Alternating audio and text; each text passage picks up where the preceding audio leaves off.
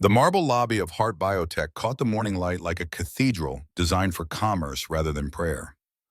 47 floors of glass and steel rose above San Francisco's financial district, a monument to innovation that bore one woman's name and carried the weight of 3,000 employees who moved through its gleaming corridors each day. The building had been featured in architectural magazines praised for its fusion of brutalist ambition and organic warmth. But those who worked within its walls knew the truth that photographs could never capture. The warmth existed only in the materials. The ambition belonged entirely to Amelia Hart. She stood at the floor-to-ceiling windows of her corner office on the 42nd floor, watching the fog roll across the bay like a slow-moving army laying siege to the city. Her reflection stared back at her in the glass, a ghost superimposed over the morning commute below. At 32 years old, she had become the youngest CEO in the biotech industry, a distinction that journalists loved to mention in profiles that inevitably described her as driven, brilliant, and lately something else. Cold. The word appeared in whispers now in the careful phrasing of board members who remembered a different woman from 3 years ago before the company had grown into a giant, before the explosion before David.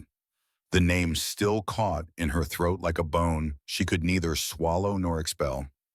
David Hart, her husband of 7 years, the man who had believed in her vision when it was nothing more than a graduate thesis in a dream scrawled on napkins in a Berkeley coffee shop.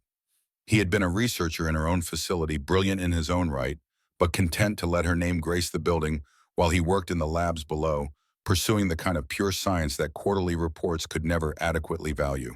He had loved her completely, and she had loved him back with a ferocity that surprised them both.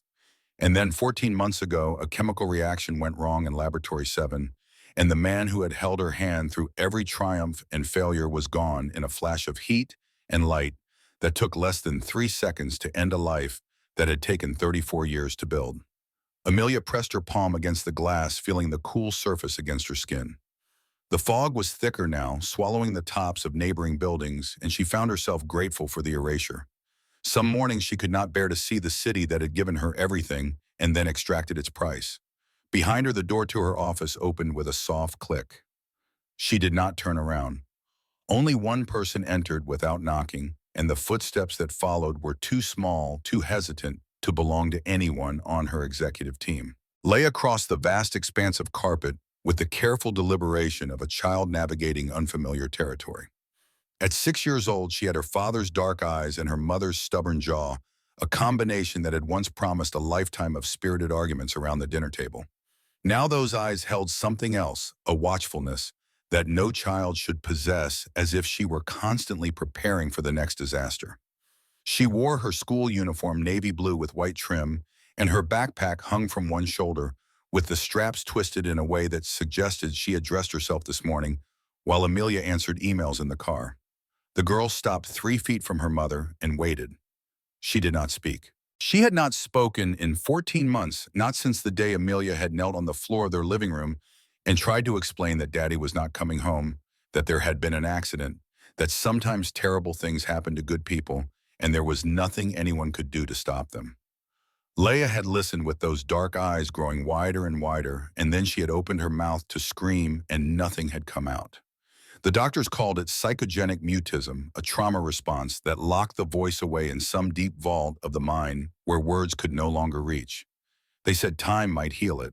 They said therapy would help. They said many things, and Amelia had tried them all, and still her daughter remained silent. She turned from the window now and knelt to meet Leia at eye level.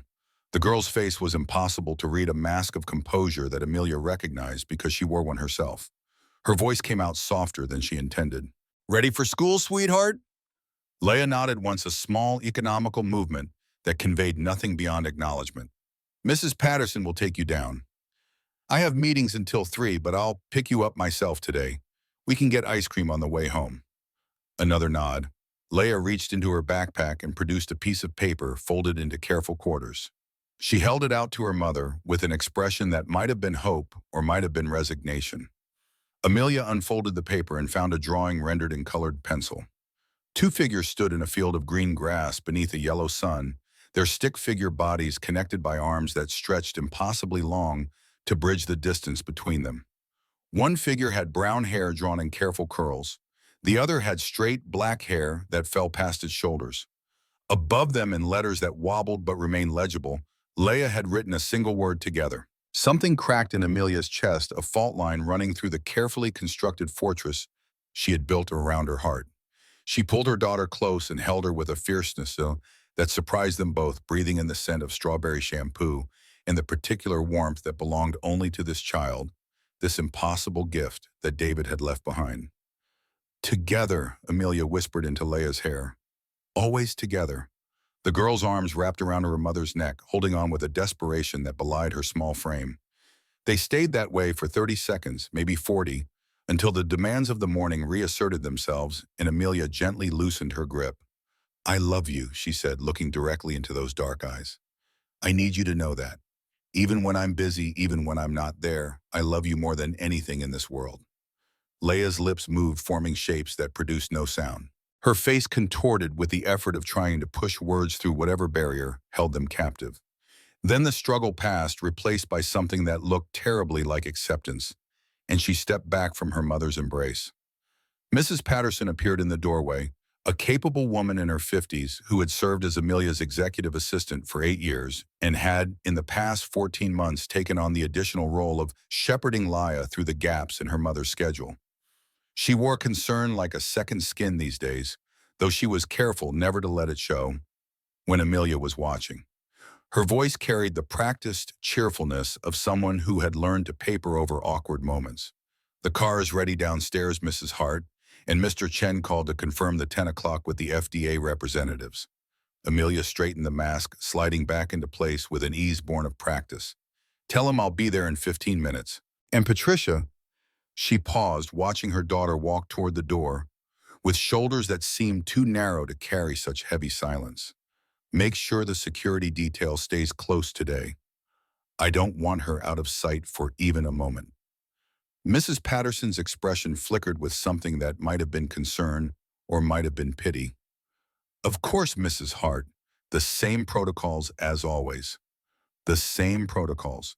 6 months ago, Amelia had tripled the security around her daughter after a tabloid photographer had managed to snap pictures of Leia leaving her therapist's office. The photographs had appeared online within hours, accompanied by headlines that speculated about the mental state of the Hart heiress and questioned whether Amelia was fit to run a company when she could not even protect her own child from public scrutiny. She had responded by hiring a former Secret Service agent to oversee Leia's protection detail and installing monitoring systems throughout their home that would have impressed a small government. The board had expressed concern about the expense. She had reminded them, in terms that left no room for interpretation, that her family's security was not a line item subject to their approval. Leia paused at the door and looked back at her mother. Her hand rose in a small wave, a gesture so ordinary and yet so profound that Amelia felt her throat tighten.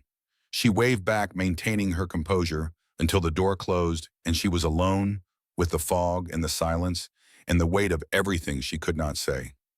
The morning proceeded as mornings did, a relentless procession of meetings and decisions and problems that demanded her attention. The FDA representatives wanted clarification on the clinical trial protocols for their newest drug candidate, a treatment for a rare neurological condition that had shown promising results in early testing. The legal team needed her signature on settlement documents related to a patent dispute that had dragged on for 2 years.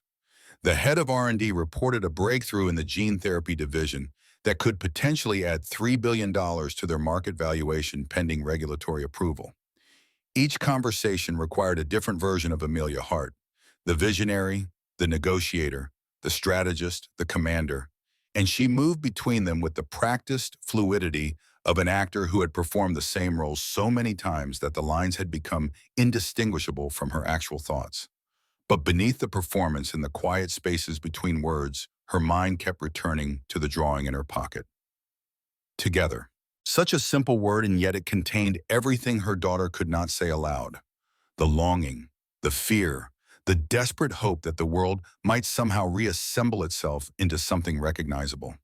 Amelia understood that hope better than anyone.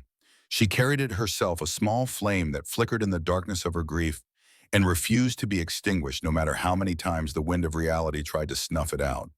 She had built walls around that flame, protecting it from the cold, but the walls had grown so high and so thick that sometimes she wondered if she had accidentally imprisoned herself along with her hope. The lunch hour came and went without food. She had stopped eating regular meals months ago, sustaining herself instead on coffee and protein bars consumed between appointments. Her assistant had started leaving sandwiches on her desk, which Amelia appreciated in theory, but rarely touched in practice. The body was a machine that required maintenance, nothing more. She would attend to it when she had time. At 2:30, her phone buzzed with a message from the security team. Miss Laya has arrived at the building, proceeding to the executive childcare suite. The executive childcare suite was Amelia's compromise with her board and her conscience. Unable to bear the thought of her daughter spending afternoons in the impersonal environment of an after-school program, she had converted a corner office on the 41st floor into a space designed specifically for Laya. It contained toys and books and art supplies, a small television loaded with educational programming, and comfortable furniture where the girl could rest or play while her mother finished the day's work one floor above. A trained caregiver remained with her at all times, supplemented by the security detail that shadowed her movements throughout the building. It was not ideal. Nothing about their lives was ideal anymore. But it allowed Amelia to know that her daughter was close, that she could reach her in seconds if necessary, that the elevator between their floors represented a barrier she could cross at will. Control. That was what she needed more than anything. The illusion that she could keep the people she loved safe through sheer force of will and careful planning. She finished her last meeting of the day at 3:15 and gathered the documents she needed to review that evening. The stack was substantial, 3 inches of reports and proposals and financial projections that would consume the hours after Leia went to sleep. She placed them in her briefcase with the mechanical precision of long habit and made her way to the elevator. The lobby was its usual afternoon bustle when she stepped out on the ground floor. Employees moved in streams toward the exits, their conversations creating a pleasant hum that filled the vast space. Security personnel maintained their positions at strategic points, their presence unobtrusive but unmistakable. The marble floors gleamed beneath the recessed lighting, polished each night by the cleaning staff, who worked in the hours when the building belonged to shadows and silence. Amelia spotted Laya immediately. The girl stood near the center of the lobby, her small body frozen in place while dozens of people flowed around her like water parting for a stone. Her face had gone pale, her dark eyes wide with something that looked terribly like terror. Tears streamed down her cheeks in silent rivulets, but no sound accompanied them. She was crying without voice, suffering without expression, a child locked in private anguish while the world rushed past without noticing. Amelia's heart seized in her chest. She began moving toward her daughter, her heels clicking against the marble with increasing urgency. But before she could reach Laya, she saw something that made her blood freeze. A man was approaching her daughter. He wore the gray uniform of the janitorial staff, a mop still gripped in one hand, and he was walking toward Laya with deliberate steps.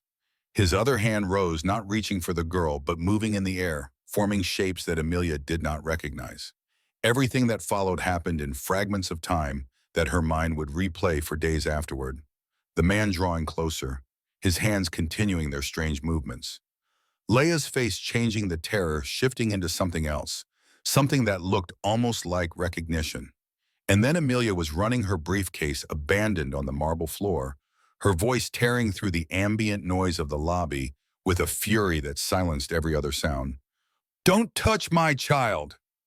The words exploded from her like weapons aimed at the man in the gray uniform, with all the protective rage of a mother who had already lost too much. She threw herself between him and Leia, her body forming a barrier. Her arms spread wide as if she could physically block any threat through sheer determination. The man stopped. He was tall, perhaps 6 feet, with brown hair that showed the first threads of gray at the temples and eyes that held a depth of sadness Amelia might have recognized if she had been capable of seeing anything beyond the perceived threat to her daughter. His hands remained in the air, still forming those strange shapes, still moving in patterns that seemed to carry meaning she could not decipher. Behind her, something impossible happened. Laya's hands rose. Her small fingers began to move, mimicking the shapes the man was making, responding in a language that required no voice. Her face had lost its terror. She was looking past her mother at the man in the gray uniform, and she was communicating with him in a way that Amelia had never seen. The lobby fell silent. Every person within sight had stopped moving, their attention captured by the scene unfolding before them. The CEO of Heart Biotech, her face flushed with rage, standing between a janitor and a child whose hands danced in the air with sudden desperate purpose. Leia's signs were clumsy, but recognizable to anyone who knew the language. Her mother did not know it. She had never thought to learn it. There had been speech therapists and psychologists and doctors of every specialty, but no one had suggested that her daughter might find a voice in the movement of her hands rather than the working of her throat. The man signed something back. His movements were fluid, practiced the work of someone who had spent years perfecting this form of communication. And then Laya's face transformed entirely, the fear, washing away like rain, clearing dust from a window, and she signed three words that the man clearly understood. He nodded slowly, his expression softening, with something that looked like compassion, and then he turned his attention to Amelia. His voice was quiet, but carried clearly in the silence of the lobby. Your daughter was having a panic attack. She couldn't find you, and the crowd was overwhelming her. I was only trying to help her calm down. Amelia's rage did not diminish. It redirected, finding new targets even as her mind struggled to process what she had witnessed. Who are you? How do you know sign language? Why were you approaching my daughter? The man's eyes held hers with a steadiness that seemed out of place given the situation. My name is Ethan Cole. I work here, as you can see. He gestured to his uniform, to the mop still clutched in his hand. I know sign language because I spent 15 years working with children who couldn't speak. And I approached your daughter because she was suffering and I knew how to help her.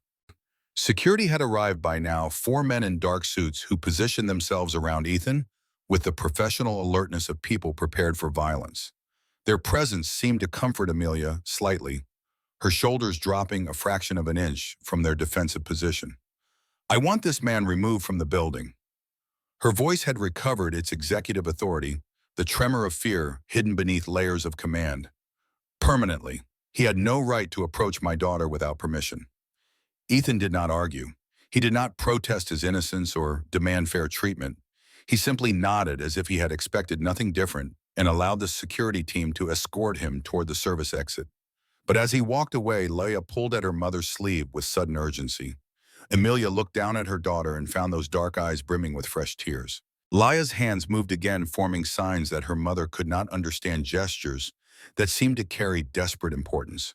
The girl was trying to say something, trying to communicate with a ferocity that Amelia had not seen since before the explosion, but the message remained trapped in a language she did not speak.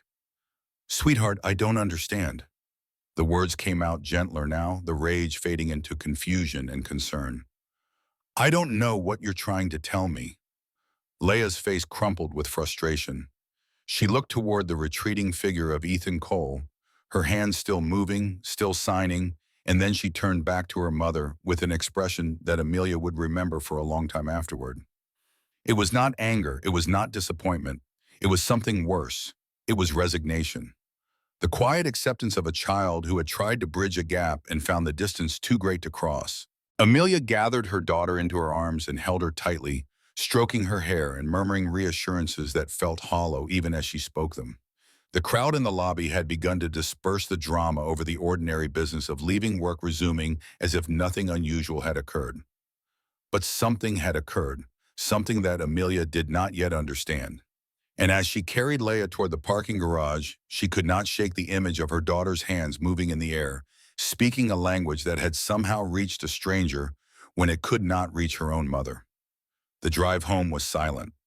Leia sat in the back seat of the company car, her gaze fixed on something beyond the window that Amelia could not see.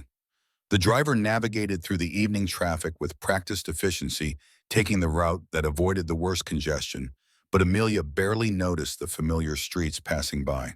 Her mind was caught in a loop, replaying the scene in the lobby, trying to make sense of what she had witnessed. Their home occupied a stretch of coastline in Pacifica, a modern structure of glass and weathered wood that clung to the cliffs above the Pacific Ocean. David had designed it himself, working with the architects to create a space that felt both expansive and intimate, a place where they could raise their daughter away from the pressures of the city that demanded so much of them both. After his death, Amelia had considered selling it. The memories were everywhere: in the kitchen, where he had cooked elaborate Sunday breakfasts; in the study, where he had worked late into the night in the bedroom where they had whispered plans for a future that would never arrive. But she could not bring herself to leave. This was the last place that still held his presence, and she clung to it the way a drowning person clings to wreckage. She carried Leia inside and set her down in the living room, that vast space with its wall of windows facing the sea. The sun was beginning its descent toward the horizon, painting the water in shades of gold and orange that would have moved her once. Now she saw only the distance, the impossible reach of the ocean, stretching toward a horizon she could never touch. "Are you hungry, sweetheart?" Mrs. Chen left dinner in the refrigerator. "I think it's that pasta you like." Leia shook her head. She had retrieved a piece of paper and a pencil from the art supplies kept in a basket near the couch, and she was writing something with intense concentration. When she finished, she held the paper out to her mother. Amelia took it and read the words written in her daughter's careful hand. "He understands me." 3 words. 3 simple words that carried the weight of 14 months of silence and frustration and desperate attempts at communication. Amelia stared at them until the letters blurred her vision, swimming with tears she refused to let fall.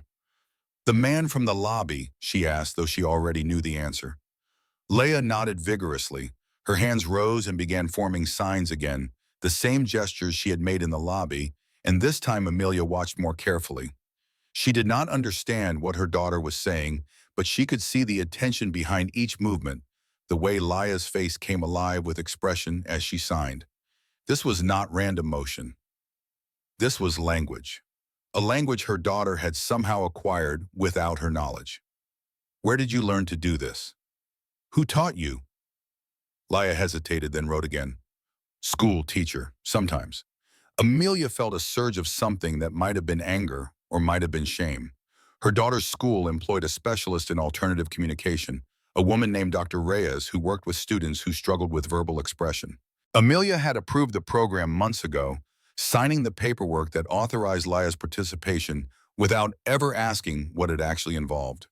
She had assumed it was more of the same, more therapy, more careful coaxing toward the speech that refused to come.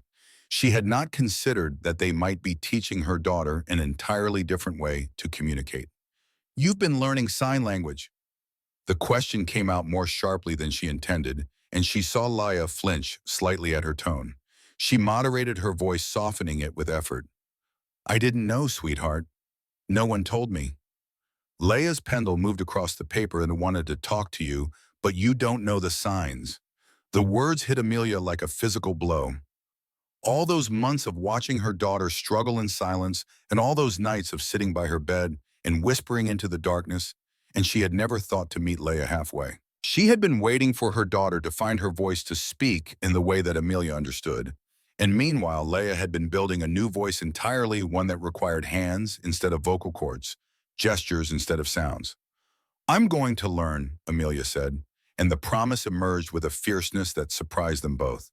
"I'm going to learn your language, and we're going to talk to each other. Really talk. I promise you that." Leia studied her mother's face with those dark eyes that had seen too much for their years. Then slowly she nodded. Her hand reached out and took Amelia's, squeezing with a strength that seemed impossible in such small fingers. That night, after Leia had fallen asleep, Amelia sat in her home office and began to research. She read about American Sign Language and its variants about psychogenic mutism and its treatments about the ways that trauma could reshape a child's relationship with communication. She found studies on the effectiveness of sign language for children who had lost their speech, testimonies from parents who had watched their silent children come alive through the movement of their hands. And she found, buried in an academic paper from 7 years ago, a reference to a technology called SignLink. The paper described a revolutionary AI system developed by a small startup in the Bay Area. The technology could translate sign language into spoken words in real time, giving voice to people who could not speak through traditional means. The system had been particularly effective for children with trauma-induced mutism, offering them a bridge between the language they had learned and the spoken world they still needed to navigate. The paper praised the innovation, calling it one of the most significant advances in assistive technology in a decade.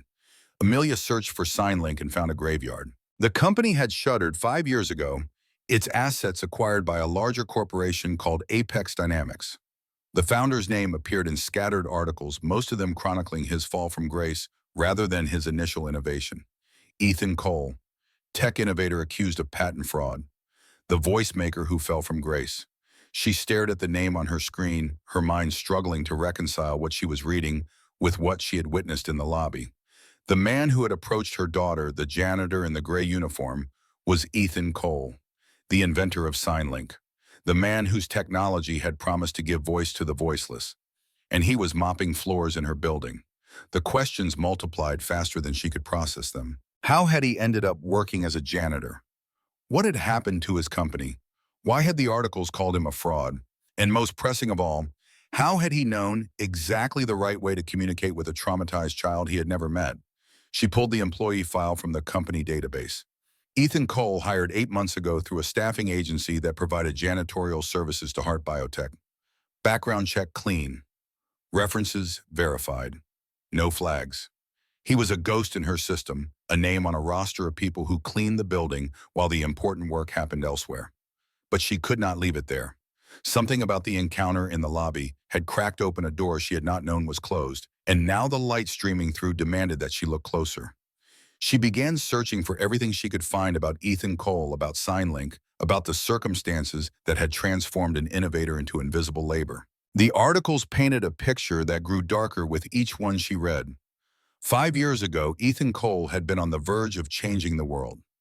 His company had developed technology that could revolutionize communication for millions of people with speech disabilities. Investors were circling, major medical device companies were expressing interest. The future seemed bright and certain. Then Apex Dynamics entered the picture. They offered partnership funding, distribution networks that would have accelerated SignLink's reach exponentially. Ethan had signed the papers trusting in the good faith of a corporation that promised to help him achieve his mission.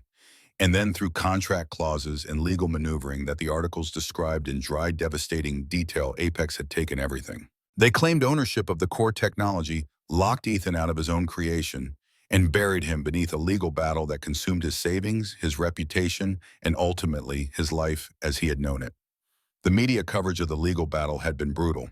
Apex had mounted a sophisticated public relations campaign that painted Ethan as a fraud, a man who had tried to claim credit for work that belonged to others. The narrative stuck. Former colleagues distanced themselves. Investors withdrew. By the time the courts finally ruled in Apex's favor, Ethan Cole had become synonymous with failure and deception. Amelia found one more article buried deep in a local newspaper archive.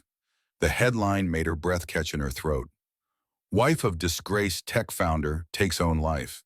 Grace Cole had been a teacher for deaf children, a woman who had believed in her husband's vision and supported him through the development of SignLink. The article described her as beloved by her students, devoted to her family, struggling with the public humiliation that had accompanied her husband's downfall. She had left behind a husband and an 8-year-old son. No note, no explanation, just an empty space where a person had been. Amelia closed her laptop and sat in the darkness of her office, listening to the distant sound of waves breaking against the cliffs below. She thought about Ethan Cole, about the weight he must carry, about the way he had looked at Leia with understanding rather than pity.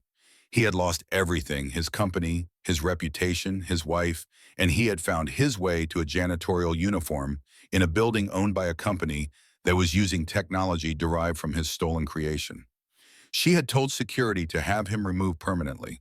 She had seen a threat where there had been only kindness.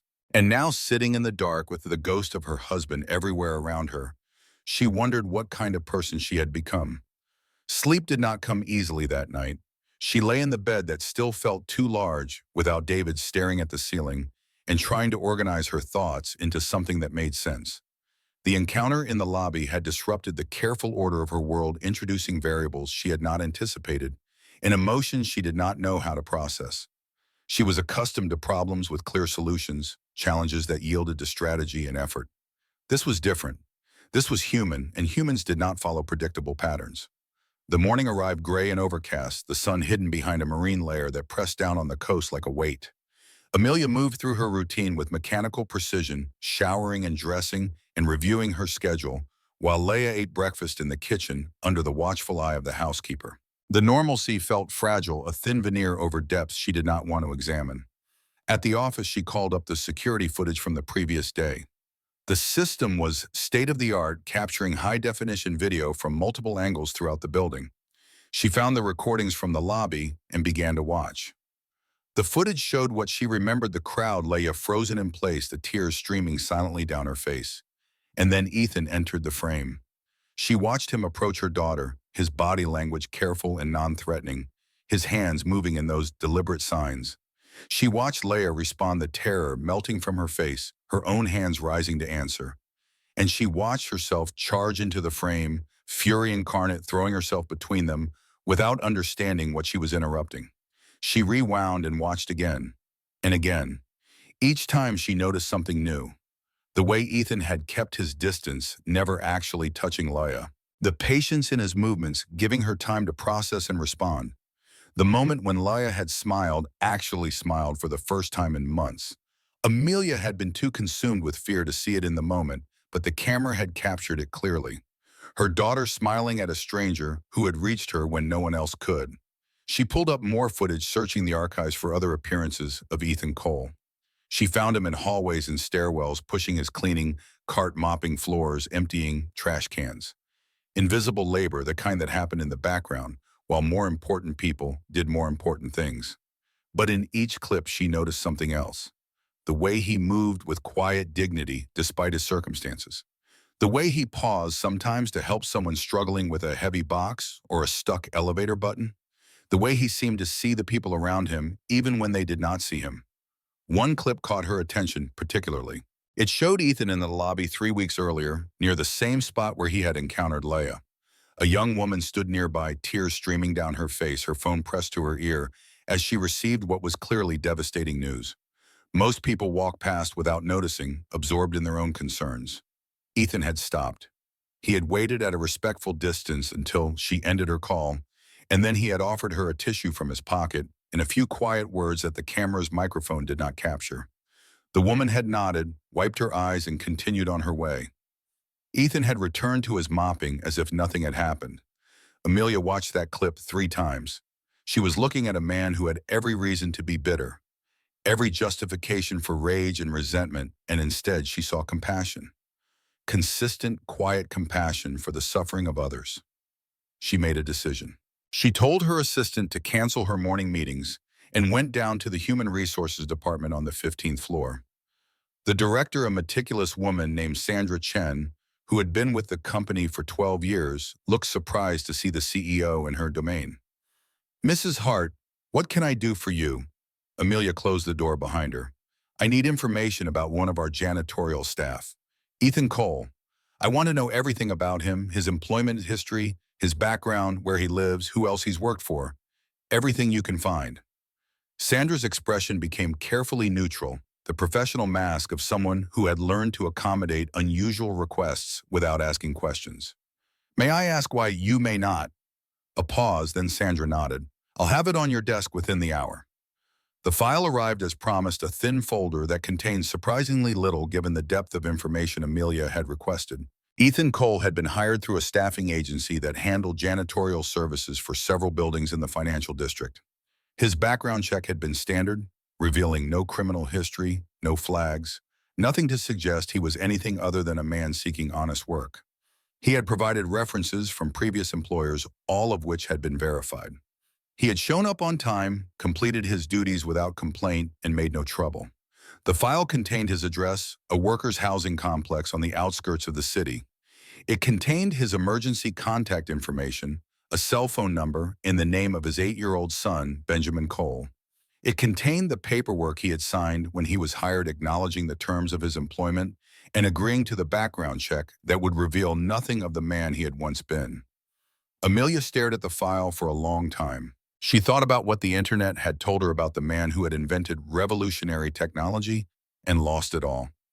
She thought about what the footage had shown her about the man who still found room for kindness despite having every reason for bitterness. And she thought about what her daughter's face had shown her, that moment of connection with someone who understood. She picked up her phone and called the staffing agency. She asked them to reinstate Ethan Cole immediately with a personal apology for the misunderstanding that had led to his removal. The person on the other end of the line sounded confused but agreed to comply. Heart Biotech was one of their largest clients, and the CEO's requests were not questioned. But reinstating him was not enough. Amelia needed to understand what had happened to him, how his technology had ended up in the hands of Apex Dynamics, and what connection, if any, existed between his fall and the medical devices that Heart Biotech had integrated into its product line 2 years ago. She returned to her office and began digging deeper. The acquisition records were extensive, documented in the meticulous fashion that corporate law required. Heart Biotech had purchased an AI communication system from Apex Dynamics 18 months ago, a technology called VoxBridge that had been integrated into their medical devices for patients with speech disabilities. The system had tested exceptionally well, outperforming competitors in accuracy and ease of use. It had been a significant investment, but the returns had more than justified the cost. She pulled up the technical specifications for VoxBridge and compared them to the descriptions she had found of SignLink in academic papers. The similarities were unmistakable. The core algorithm, the approach to gesture recognition, the neural network architecture, all of it matched what Ethan Cole had developed 5 years ago under a different name. Apex had not created new technology. They had repackaged stolen work and sold it to the highest bidder. And Heart Biotech had been that bidder. Her company was profiting from innovation that had been taken from its creator through legal manipulation and corporate deceit. Amelia sat back in her chair and felt the ground shift beneath her. She had built this company on the promise of ethical innovation of medical technology that would help people rather than exploit them. She had stood on stages and given speeches about corporate responsibility and the moral obligations of those who possess the power to shape industries. And all the while buried in her supply chain, hidden beneath layers of contracts and acquisitions, there was a theft. She needed to know more. She needed to understand exactly how Apex had acquired SignLink and what legal grounds they had claimed for the acquisition. She pulled up the contract files, the documents that detailed the transfer of intellectual property from SignLink Technologies to Apex Dynamics. The original acquisition agreement was thorough, the kind of document that only lawyers could love, filled with clauses and subclauses and references to exhibits that ran to hundreds of pages. Amelia was not a lawyer, but she had enough experience with corporate contracts to navigate the essential terms. Apex had acquired SignLink through what appeared to be a legitimate purchase, paying a sum that the documents claimed represented fair market value for the technology. But as she read deeper, she found discrepancies. The valuation seemed low given what she knew about SignLink's potential. The terms included non-compete clauses that would have prevented Ethan from ever working in his field again. And most troubling of all, the signature at the bottom of the final transfer document was dated 3 days after Grace Cole's death. Amelia knew what grief looked like. She knew how it hollowed a person out, how it made the simplest decisions feel impossible. The idea that Ethan would have signed away his life's work 3 days after losing his wife seemed implausible at best and suspicious at worst. She pulled up the signatures from earlier documents in the file contracts that Ethan had signed before the acquisition during the development of SignLink.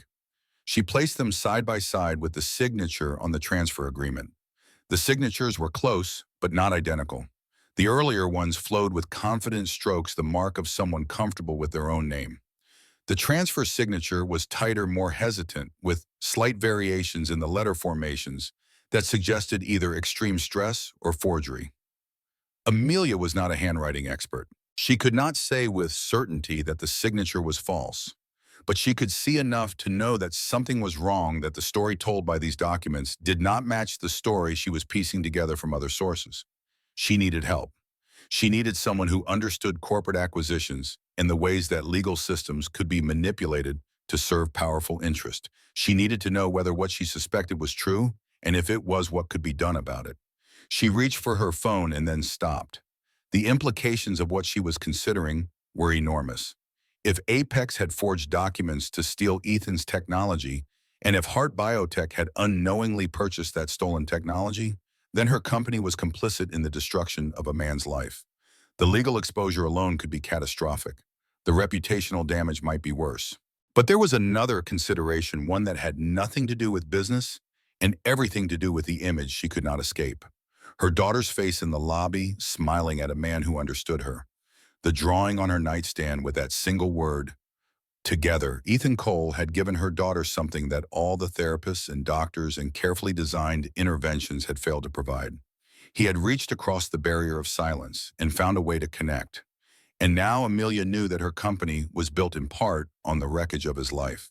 She could not pretend that the documents in front of her did not exist, that the questions they raised did not demand answers, whatever the cost she had to find the truth. The sun was setting over the bay, painting the sky in shades of red and orange that reminded her of fire. She thought about the explosion that had taken David, about the way that single moment had reshattered everything she understood about safety and control. She had spent 14 months trying to rebuild, to create order out of chaos, to protect what remained of her family. And now she was standing at the edge of another explosion, one of truth and consequences, that could blow apart the careful structures she had constructed. She picked up her phone and called her personal attorney, a woman named Rachel Winters, who had handled her affairs for years and who possessed both discretion and courage in equal measure. Her voice was steady despite the turmoil inside. "Rachel, I need you to look at something. It's sensitive and it needs to stay between us. Can you come to my house tonight?" Rachel agreed without asking questions, which was one of the many reasons Amelia trusted her. The drive home felt longer than usual, the city lights blurring past in a procession of colors that seemed to belong to another world. Amelia picked up Laya from the childcare suite and held her hand in the elevator, feeling the small fingers curl around hers, with a trust that she hoped she deserved. At home, she made dinner for them both, something she rarely did anymore. Leia watched her mother move around the kitchen with an expression of cautious hope, as if she were witnessing something she wanted to believe in, but feared might disappear. They ate together at the big table that David had built from reclaimed wood, the one that had hosted dinner parties and holiday gatherings and quiet family meals. And for the first time in months, the silence between them felt companionable rather than oppressive. After dinner, Amelia sat with Leia on the couch and pulled up a sign language tutorial on her tablet. "Teach me," she said, the words coming out softer than she expected. "Teach me how to talk to you." Leia's face transformed. The wariness melted away, replaced by something that looked like jade, pure and unguarded, and more beautiful than anything Amelia had seen in a very long time. The girl took her mother's hands and began to shape them, guiding her fingers into the positions that formed words. They worked through the basics together. "Hello," "Goodbye," "I love you," "Thank you." Each sign was a small victory, a bridge built one gesture at a time across the chasm that had separated them. Leia was patient, correcting her mother's mistakes with gentle touches rather than frustration, and Amelia found herself laughing at her own clumsiness, a sound that seemed foreign in the house that had known so much grief. When Rachel arrived at 9 o'clock, Leia was already asleep, tired out by the emotional intensity of their evening together. Amelia led her attorney into the home office and closed the door. She showed Rachel the documents she had gathered, the contracts, the signatures, the evidence of what might be fraud. She explained what she knew about Ethan Cole and SignLink, about Apex Dynamics, and their tactics, about the technology that Heart Biotech had unknowingly built into its products. Rachel listened without interrupting, her legal mind clearly working through the implications of each piece of information. When Amelia finished, she sat in silence for a long moment. Her voice was measured when she finally spoke. "If what you're suggesting is true, if Apex forged documents to steal intellectual property and then sold that stolen property to your company, the legal ramifications are significant. For them, and potentially for Heart Biotech." Amelia nodded. "I know." Rachel continued, her tone becoming more pointed. "You need to understand what you're risking by pursuing this. If the story becomes public, even if Heart Biotech is ultimately found to be an innocent purchaser, the damage to your reputation and your stock price could be severe. The board will not thank you for opening this door." "I know," Amelia repeated. Rachel studied her for a long moment. "Why are you doing this? You could let it go. The acquisition was legal as far as anyone knows. You're not obligated to investigate further." Amelia thought about how to answer. She thought about Ethan in his gray uniform reaching out to a frightened child with nothing but kindness in his hands. She thought about her daughter's face lighting up at the prospect of teaching her mother a new language. She thought about the weight she carried, the guilt she could not escape, the way grief had transformed her into someone she barely recognized.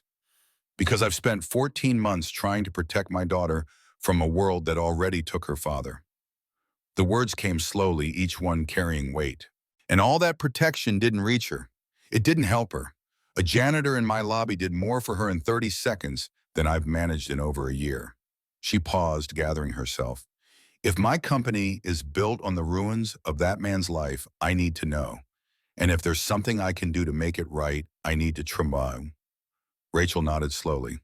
Then we need to do this carefully. I'll have a forensic document examiner look at the signatures.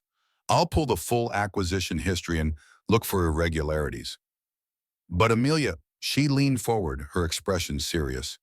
You should be prepared for what we might find, and for what it might cost to act on it. Amelia met her gaze. I've already lost more than I thought I could survive. Whatever this costs, I can pay it. The investigation began quietly, conducted through back channels and trusted professionals who understood the value of discretion. The forensic document examiner confirmed what Amelia had suspected. The signature on the transfer agreement showed significant variations from Ethan's authenticated signatures, consistent with either extreme psychological distress or deliberate forgery. The legal team uncovered additional irregularities in the acquisition process timeline, discrepancies in missing documentation that suggested the deal had been rushed through while Ethan was in no condition to understand or contest what was happening. While the investigation proceeded, Amelia made a different kind of decision. She sent word through the staffing agency that Ethan Cole should report to her office at the end of his shift on Friday. No explanation was given. The message was simply delivered, a summons that he had no power to refuse if he wanted to keep his job. The days between the summons and the meeting passed slowly. Amelia found herself watching for Ethan in the hallways, catching glimpses of him pushing his cart or wiping down surfaces, always working, always invisible to the people around him. She wondered what he thought about during those long hours of labor, whether he still dreamed of the technology he had created, whether he still believed in the mission that had once driven him. Friday arrived with a clarity of weather that seemed almost ironic, the fog lifting to reveal a sky of brilliant blue that stretched from horizon to horizon. Amelia finished her last meeting of the day and sat alone in her office, waiting for the knock that would signal Ethan's arrival. It came at 6:15, the quiet tap that seemed almost hesitant. She called for him to enter. He stood in the doorway of her corner office, still wearing his gray uniform, looking profoundly out of place among the expensive furniture and commanding views. His eyes took in the space with an expression she could not read, perhaps remembering a time when he had occupied rooms like this one, perhaps simply noting the distance between where he was and where he had been. She gestured to the chair across from her desk. Please sit down. He sat, his posture careful, his hands resting on his knees. He looked like a man waiting for judgment, resigned to whatever verdict would be delivered. Amelia studied him for a moment before speaking. I want to apologize for what happened in the lobby. I was frightened and I reacted badly. You were helping my daughter and I should have seen that. Ethan's expression shifted slightly, surprise flickering across his features before he schooled them back to neutrality. You were protecting your child, I understand. You're very generous considering I had you removed from the building. Amelia paused, choosing her next words carefully. I've been doing some research, Mr. Cole, about you, about your work, about what happened to your company. Something changed in his eyes, a wariness that had not been there before. Research. I know about SignLink. I know about Apex Dynamics. I know what they did to you. The wariness deepened into something darker, something that looked like pain, long buried but never forgotten. Then you know more than most people do. Amelia reached into her desk drawer and pulled out a folder, placing it on the surface between them. I also know that my company purchased technology from Apex 2 years ago. Technology that was derived from your work. Technology that they had no right to sell because they had no right to it in the first place. Ethan did not reach for the folder. He sat very still. His breathing controlled his face, a mask that revealed nothing of the storm that must have been raging beneath it. Why are you telling me this? His voice remained quiet, but there was an edge to it now. The sharp point of something that might have been anger or might have been grief. Because I believe in knowing the truth. Because my daughter smiled at you when she hasn't smiled in months. And because Amelia hesitated, feeling the weight of what she was about to say, I think I might be able to help. Ethan's laugh was short and bitter. a sound that seemed to surprise him as much as it surprised her. Help! Do you have any idea how many people have said that word to me over the past 5 years? Lawyers who wanted to help by taking the last of my money. Journalists who wanted to help by telling my side of the story for their own ratings. Even my friends wanted to help until helping me became too inconvenient and they disappeared. He stood abruptly, the chair scraping against the floor. I appreciate your apology, Mrs. Hart, and I'm glad I could help your daughter. But I don't need your help. I don't need anyone's help. I've learned how to live without it. Amelia remained seated, letting his anger wash over her without reaction. She understood it. She recognized it. It was the same anger that had burned inside her after David's death, the fury at a universe that could take so much and offer so little in return. Then help me understand something. She kept her voice calm, measured. You could have told me who you were that day in the lobby. You could have used the moment to make a scene, to draw attention to what was done to you. Why didn't you? Ethan turned to face her, and she saw the full weight of his exhaustion, the years of struggle etched into lines around his eyes. Because your daughter was afraid and she needed help. That was all that mattered in that moment. Amelia nodded slowly.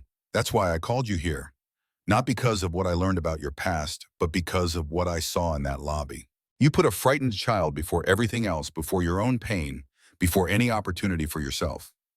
A lot of people wouldn't have done that. She stood and walked to the window, looking out at the city that had given her so much and taken so much more. My husband died in this building 14 months ago. A lab explosion that everyone said was unavoidable.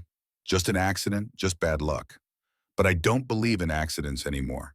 I believe that things happen because of choices, because of systems, because of the decisions that people in power make every single day. She turned back to face him. What happened to you wasn't an accident either. It was a choice made by people who decided that your life's work was theirs to take. And my company benefited from that choice without knowing it. I can't undo that, but I can refuse to let it continue. Ethan studied her for a long moment, his expression impossible to read. What exactly are you proposing? Amelia walked back to her desk and pulled out a second folder thicker than the first. My legal team has been investigating the acquisition of SignLink by Apex Dynamics. We've found evidence of fraud, forged signatures, coerced agreements, enough to potentially reopen the case if we can find the right legal strategy. She held out the folder to him. I'm not asking you to trust me. I'm not asking you to believe that I have your best interests at heart. I'm asking you to look at what we've found and decide for yourself whether it's worth pursuing. Ethan did not take the folder immediately. His hands remained at his sides, clenched into fists that spoke of tension held too long. But his eyes moved to the folder and she saw something flicker in them, a spark of something that might have been hope or might have been fear. Why would you risk this? He asked finally. You said it yourself, your company benefited from the acquisition. If you expose the fraud, you expose Heart Biotech's involvement. The board won't let you do that. The shareholders won't let you do that. The board doesn't know yet.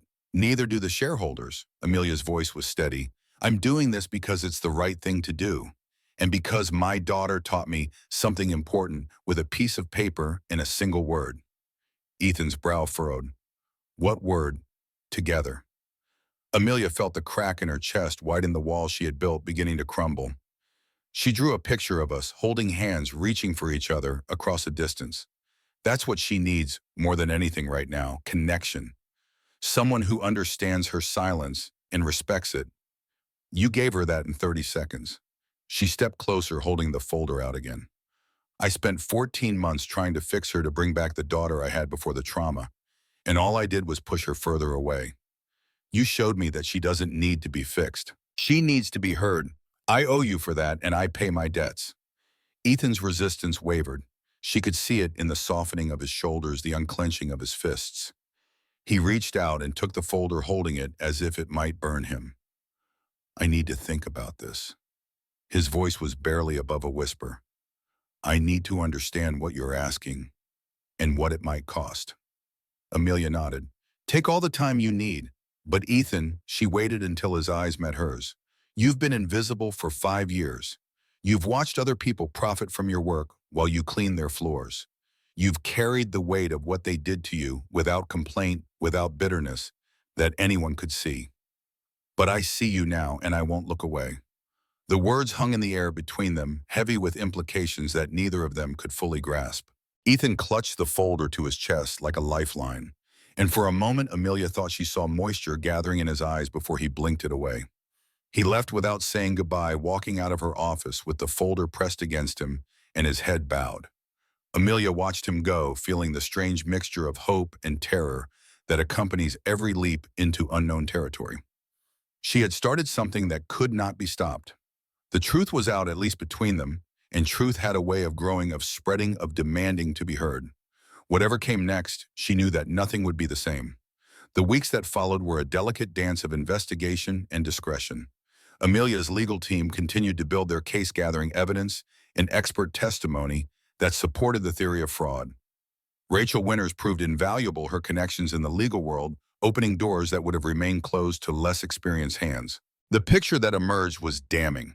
Apex Dynamics had systematically targeted SignLink during its most vulnerable moment. They had waited until Ethan was drowning in grief, until his wife's death had shattered his ability to function, and then they had moved with the precision of predators sensing weakness. The contracts they had presented were designed to confuse their language, deliberately opaque their terms, buried beneath layers of legal jargon that would have required a clear mind to parse. Ethan had signed without fully understanding, trusting in the good faith of people who had none. The forged signature on the final transfer document was the capstone of their deception. When the forensic examiner presented his findings, even Rachel, who had seen her share of corporate malfeasance, seemed shaken by the audacity of it. They waited until he was destroyed, Rachel said during one of their evening meetings at Amelia's home. They knew he wouldn't fight back. They knew no one would believe him if he tried. Amelia nodded grimly. And they were right. He didn't fight back. He gave up. Can you blame him? Rachel's voice held an unusual note of sympathy. His wife was dead, his company was gone, his reputation was ruined. Fighting would have meant reliving all of it publicly with no guarantee of winning. Sometimes the kindest thing you can do for yourself is stop. Amelia thought about that for a long time after Rachel left. She thought about the choices people made when they were broken, the survival instincts that kicked in when everything else failed. Ethan had chosen to disappear, to become invisible, to protect what remained of himself and his son from further damage. It was not cowardice. It was something closer to wisdom, the recognition that some battles cannot be won, and the decision to preserve what can be saved. But circumstances had changed. Amelia had resources that Ethan had never possessed, connections and capital, and a platform that could amplify any message she chose to send. If she took up this cause, she could fight the battle he had been unable to fight. She could restore what had been stolen, or at least try. The question was whether he would let her. Ethan had not contacted her since their meeting in her office. The folder she had given him contained everything her team had found, along with her personal cell phone number and an open invitation to reach out whenever he was ready. Days passed with no word. Then weeks. Amelia began to wonder if she had misjudged the situation, if Ethan had decided that the risks outweighed any potential benefit. Then on a Tuesday evening, 3 weeks after their meeting, her phone rang. His voice was tired but clear. I read everything in the folder. Twice. Amelia sat down slowly, her heart beating faster than she expected. And then, a long pause. I always knew what they did to me. I just never thought I could prove it. You can now. We can. Another pause, longer this time. Why should I trust you? You're a CEO. You run a company that profited from my work. What's in this for you? It was a fair question, the question she had been asking herself for weeks. Honestly, I'm not entirely sure. I know it's the right thing to do, but that's not the whole answer. She took a breath, searching for words that would capture the truth. My daughter looked at you like you were the first person who understood her in over a year. She's 6 years old and she carries a weight that no child should have to carry. When I saw the way you helped her and realized that I'd been so focused on protecting her from the world that I forgot to help her live in it. Her voice dropped lower. You gave her something I couldn't give her. And when I found out that my company was built in part on your stolen work, it felt like the universe was telling me something. Like there was a debt I needed to pay, even if I hadn't known I owed it. Ethan was silent for a long moment. When he spoke again, his voice had lost some of its wariness. My son is 8 years old. His name is Ben. He's the only reason I get up every morning. When his mother died, he lost everything, his home, his school, his friends. We moved 3 times in 2 years because I couldn't hold down at one because the lawsuits drained every penny because no one would hire a man who had been labeled a fraud.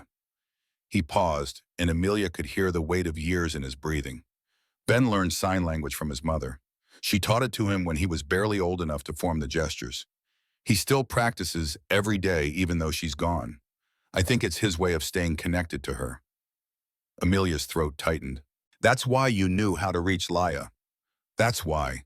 I've spent years watching children communicate without words. I know what it looks like when someone is trapped in their own silence. Your daughter was drowning and she didn't know how to call for help in a way that anyone could hear. The conversation stretched on, moving from the practical to the personal and back again. They talked about their children, about the ways that loss had reshaped their lives, about the small moments of grace that made the darkness bearable. Amelia found herself sharing things she had not spoken aloud since David's death, memories and fears and hopes that had lived only in her own mind. When the call finally ended, she sat in her darkened living room and listened to the waves breaking against the cliffs below. Something had shifted between them. Some barrier had been crossed. They were no longer CEO and janitor, no longer investigator and subject. They were two people who had lost nearly everything and were trying to figure out what it might mean to rebuild. The next morning, Amelia called an emergency meeting with her legal team. It was time to move forward. The case against Apex Dynamics would require careful preparation. They needed to establish that Heart Biotech had been an innocent purchaser, that Amelia had acted swiftly and responsibly upon discovering the fraud, and that the company was committed to making things right. The legal strategy would be complex, involving multiple jurisdictions and regulatory bodies, but Rachel believed they had a strong foundation. More challenging was the question of how to present the story to the public. Corporate fraud was news, but the human element would determine whether people cared. Ethan's story had all the ingredients for public sympathy: a brilliant inventor betrayed by powerful interests, a grieving widower reduced to manual labor, a man who had lost everything except his dignity. But Ethan himself would need to be willing to tell that story to become visible again after years of cultivating invisibility. Amelia arranged a second meeting, this time at a neutral location away from Heart Biotech's gleaming towers. They met at a coffee shop in Oakland, a quiet place with mismatched furniture and art on the walls that looked like it had been painted by the owner's children. Ethan arrived first, nursing a cup of black coffee, looking slightly more rested than he had in her office, but still carrying the weight of years on his shoulders. She ordered tea and sat across from him, placing a new folder on the table between them. Her approach was direct. We're ready to move forward with the legal case. Rachel thinks we can have filings prepared within a month. But before we do anything, I need to know if you're willing to be part of this. Ethan looked at the folder without touching it. Part of what exactly? The case will be stronger if you're willing to tell your story publicly, not just in legal documents, but in the press. People need to understand what was done to you and why it matters. She saw the resistance in his eyes before he spoke. I spent 5 years trying to disappear. I watched my name dragged through the mud by people who knew they were lying. The thought of going through that again, of putting Ben through it again, is not something I can agree to lightly. I understand. Amelia kept her voice calm. And I'm not asking you to make a decision right now, but I want you to consider something. She leaned forward slightly. Right now, the story that exists is the one Apex created. You're the fraud, the failed inventor who tried to steal his own work. That story has followed you for 5 years. It's why you can't get a job in your field. It's why people who don't know you assume the worst about you. Her voice softened. If you stay silent, that story wins. But if you speak up, if you let people see who you really are and what was really done to you, we have a chance to replace that story with the truth. Ethan's hands wrapped around his coffee cup, his knuckles whitening with the force of his grip. You make it sound simple. It's not simple. No, Amelia agreed, it's not. It's terrifying and exhausting, and there are no guarantees. But I've seen what you can do when you decide something matters. I saw it in that lobby with my daughter. You have more strength than you give yourself credit for. They sat in silence for several minutes, the sounds of the coffee shop filling the space around them. Finally, Ethan looked up and met her eyes. I need to talk to Ben. He's old enough to understand what this would mean for us. If he's not okay with it, if he doesn't want to go through this, then my answer is no. Amelia nodded. That's fair. Take whatever time you need. Ethan finished his coffee and stood. But before he left, he paused and looked back at her. You know, when I walked into your office, the first time I expected you to threaten me, to tell me to stay away from your daughter or face consequences. I was ready for that. It's what I've learned to expect from people in your position. Amelia waited, sensing that he needed to finish the thought. Instead, you apologized. You offered to help. You treated me like a person. His voice roughened with emotion he was struggling to contain. I'd forgotten what that felt like. He left before she could respond, walking out into the gray Oakland afternoon with his shoulders slightly straighter than when he had arrived. 3 days later, her phone rang again. Ethan's voice was different this time, clearer and more determined. I talked to Ben. I told him everything about SignLink, about what happened with his mother, about what you're proposing. I thought he would be scared. I thought he would want to protect himself from more pain. He paused, and Amelia heard him take a shaky breath. Do you know what he said? He said that his mother would want people to know the truth. He said that she always believed in my work and that giving up would mean letting the bad guys win. Amelia felt tears prick at her eyes. He sounds like an extraordinary kid. He is, pride mixed with grief in Ethan's voice. He's the best thing I've ever done. And if he thinks we should fight, then we fight. The machinery of justice began to move. Rachel filed the initial legal motions alleging fraud in the acquisition of SignLink and seeking to void the original transfer agreement. The filing sent shockwaves through the corporate world, with analysts scrambling to assess the implications for Apex Dynamics and Heart Biotech alike. Stock prices fluctuated wildly as investors tried to predict the outcome. Amelia's board demanded answers. She gave them the truth laid out in the stark terms she had prepared for weeks. Heart Biotech had unknowingly purchased stolen technology. The CEO had discovered the theft and chosen to act rather than bury the evidence. The company would cooperate fully with legal proceedings and take whatever steps were necessary to distance itself from the fraud. The board's reaction was mixed. Some members applauded her integrity. Others questioned her judgment, arguing that she should have found a way to address the issue quietly rather than exposing the company to public scrutiny. One board member, a silver-haired man named Thompson, who had opposed her appointment from the beginning, suggested that her emotional attachment to the janitor had compromised her objectivity. Amelia listened to their concerns and then responded with the calm authority that had carried her to the top of her industry. We can disagree about strategy, but we cannot disagree about ethics. Heart Biotech was founded on the principle that innovation should serve humanity. If we build our success on the suffering of others, we betray that principle and everything our company stands for. She looked around the table, meeting each pair of eyes in turn. I will not lead a company that profits from theft. If that position is untenable for this board, then I am prepared to resign. But I will not change my course. The room fell silent. After a long moment, the chair of the board, a woman named Sandra Chen, who had mentored Amelia through her early career, spoke up. We may not all agree with how this was handled, but we elected Amelia to lead this company because of her integrity, not in spite of it. I move that we support her actions and proceed as she has outlined. The vote was close but decisive. The board backed Amelia's decision, though several members made their displeasure clear through abstentions and pointed questions. She left the meeting knowing that she had won the battle, but that the war was far from over. Meanwhile, Amelia had arranged something else, something that existed outside the world of legal filings and board meetings. She had asked Ethan to come to her home on Saturday afternoon to meet Leia properly, in an environment where the chaos of the lobby could not intrude. The morning of his visit, she found herself nervous in a way that surprised her. She changed her outfit 3 times before settling on jeans and a simple blouse, casual enough to suggest ease, but careful enough to show respect.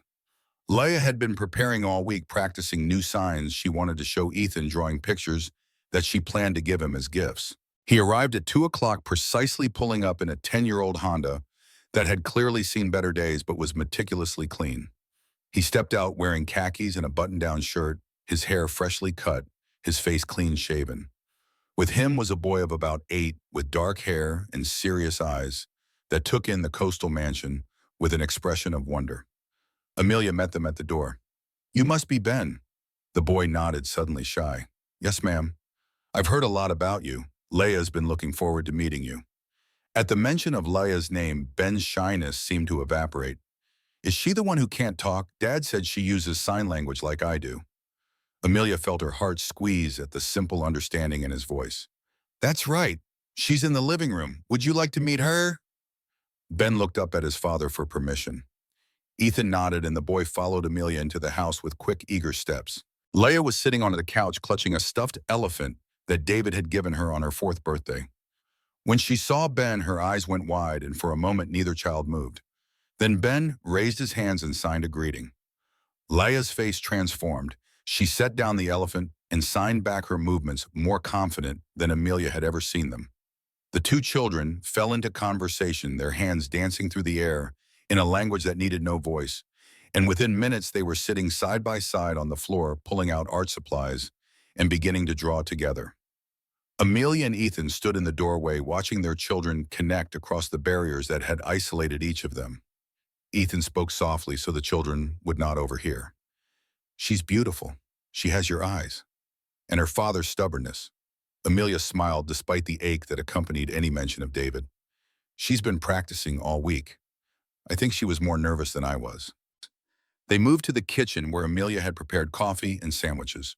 Through the window, they could see the Pacific stretching toward the horizon, gray and vast and indifferent to the small human dramas playing out on its shores.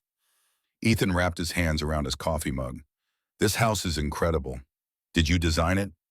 "David did. He had very specific ideas about how we should live, about creating space for family."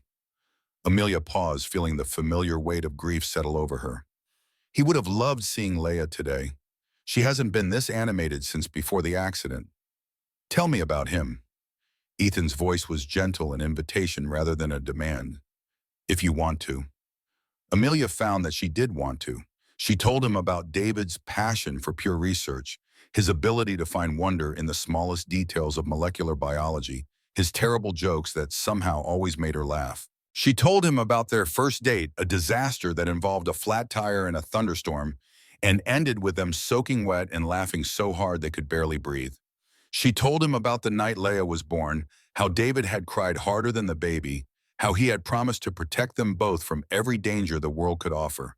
And then she told him about the explosion, the phone call that had shattered everything, the drive to the hospital where they told her that David was gone before she could say goodbye.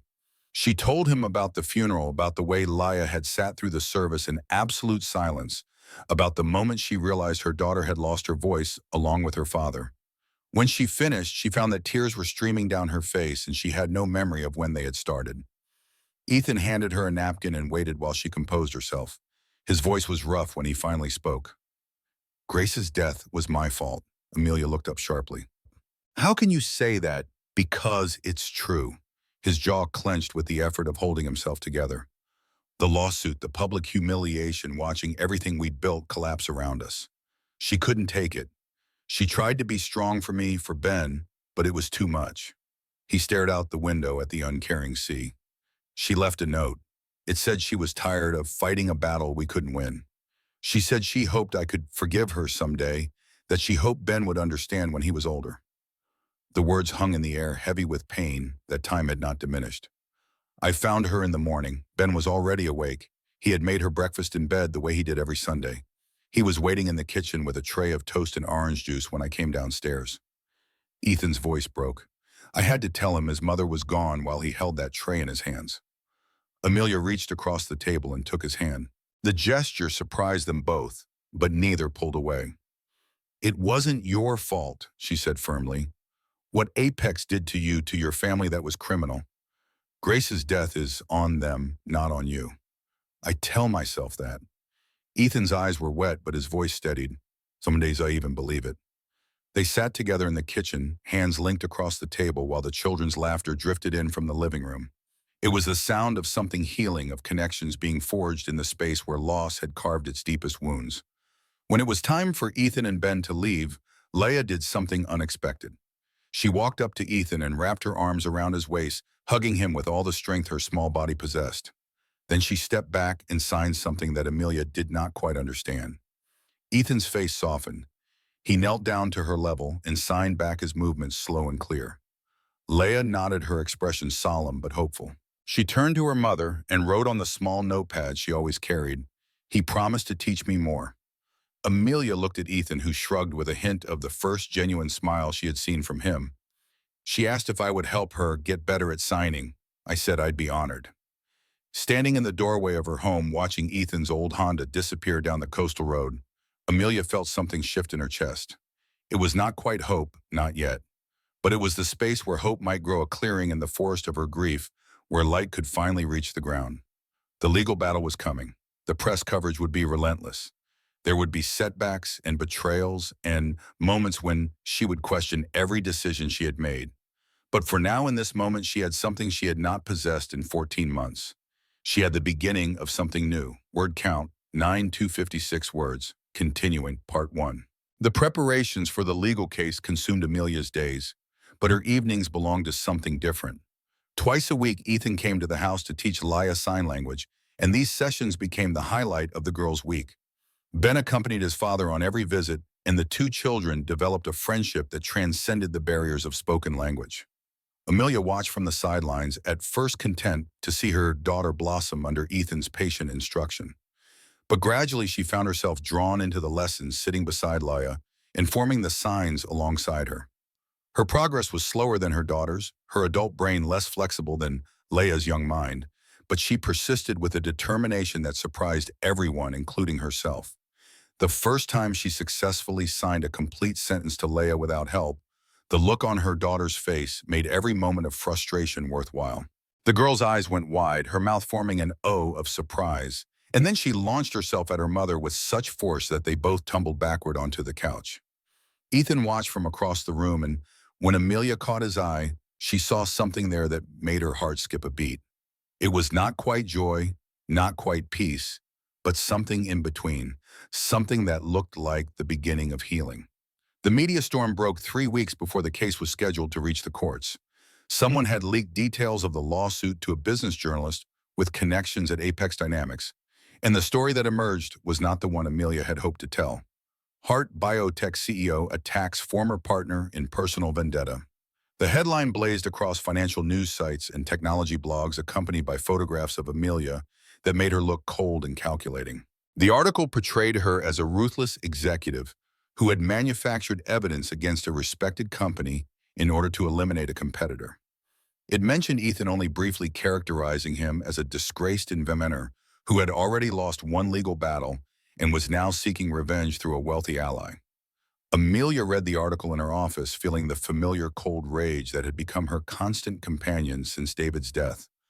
They were twisting the truth, turning her into the villain of a story in which she had tried only to do what was right. The injustice of it burned in her chest like acid. Her phone rang. It was Rachel. "We have a problem." The attorney's voice was tense. "3 of our expert witnesses just backed out. They're claiming scheduling conflicts, but I'm hearing through back channels that Apex got to them." Amelia closed her eyes. "Can we replace them?" "We can try, but this is going to delay the proceedings by at least a month, maybe more." The delays stretched into weeks, then into months. Apex Dynamics threw every resource at their disposal into defeating the case, hiring armies of lawyers and public relations experts who worked around the clock to control the narrative. They filed countersuits alleging defamation. They demanded sanctions against Rachel for pursuing what they called a frivolous claim. They planted stories in friendly media outlets that painted Ethan as an unstable man obsessed with destroying the company that had legitimately acquired his technology. Through it all, Amelia held firm. She appeared on financial news programs to present her side of the story, speaking with the calm authority that had made her reputation in the biotech industry.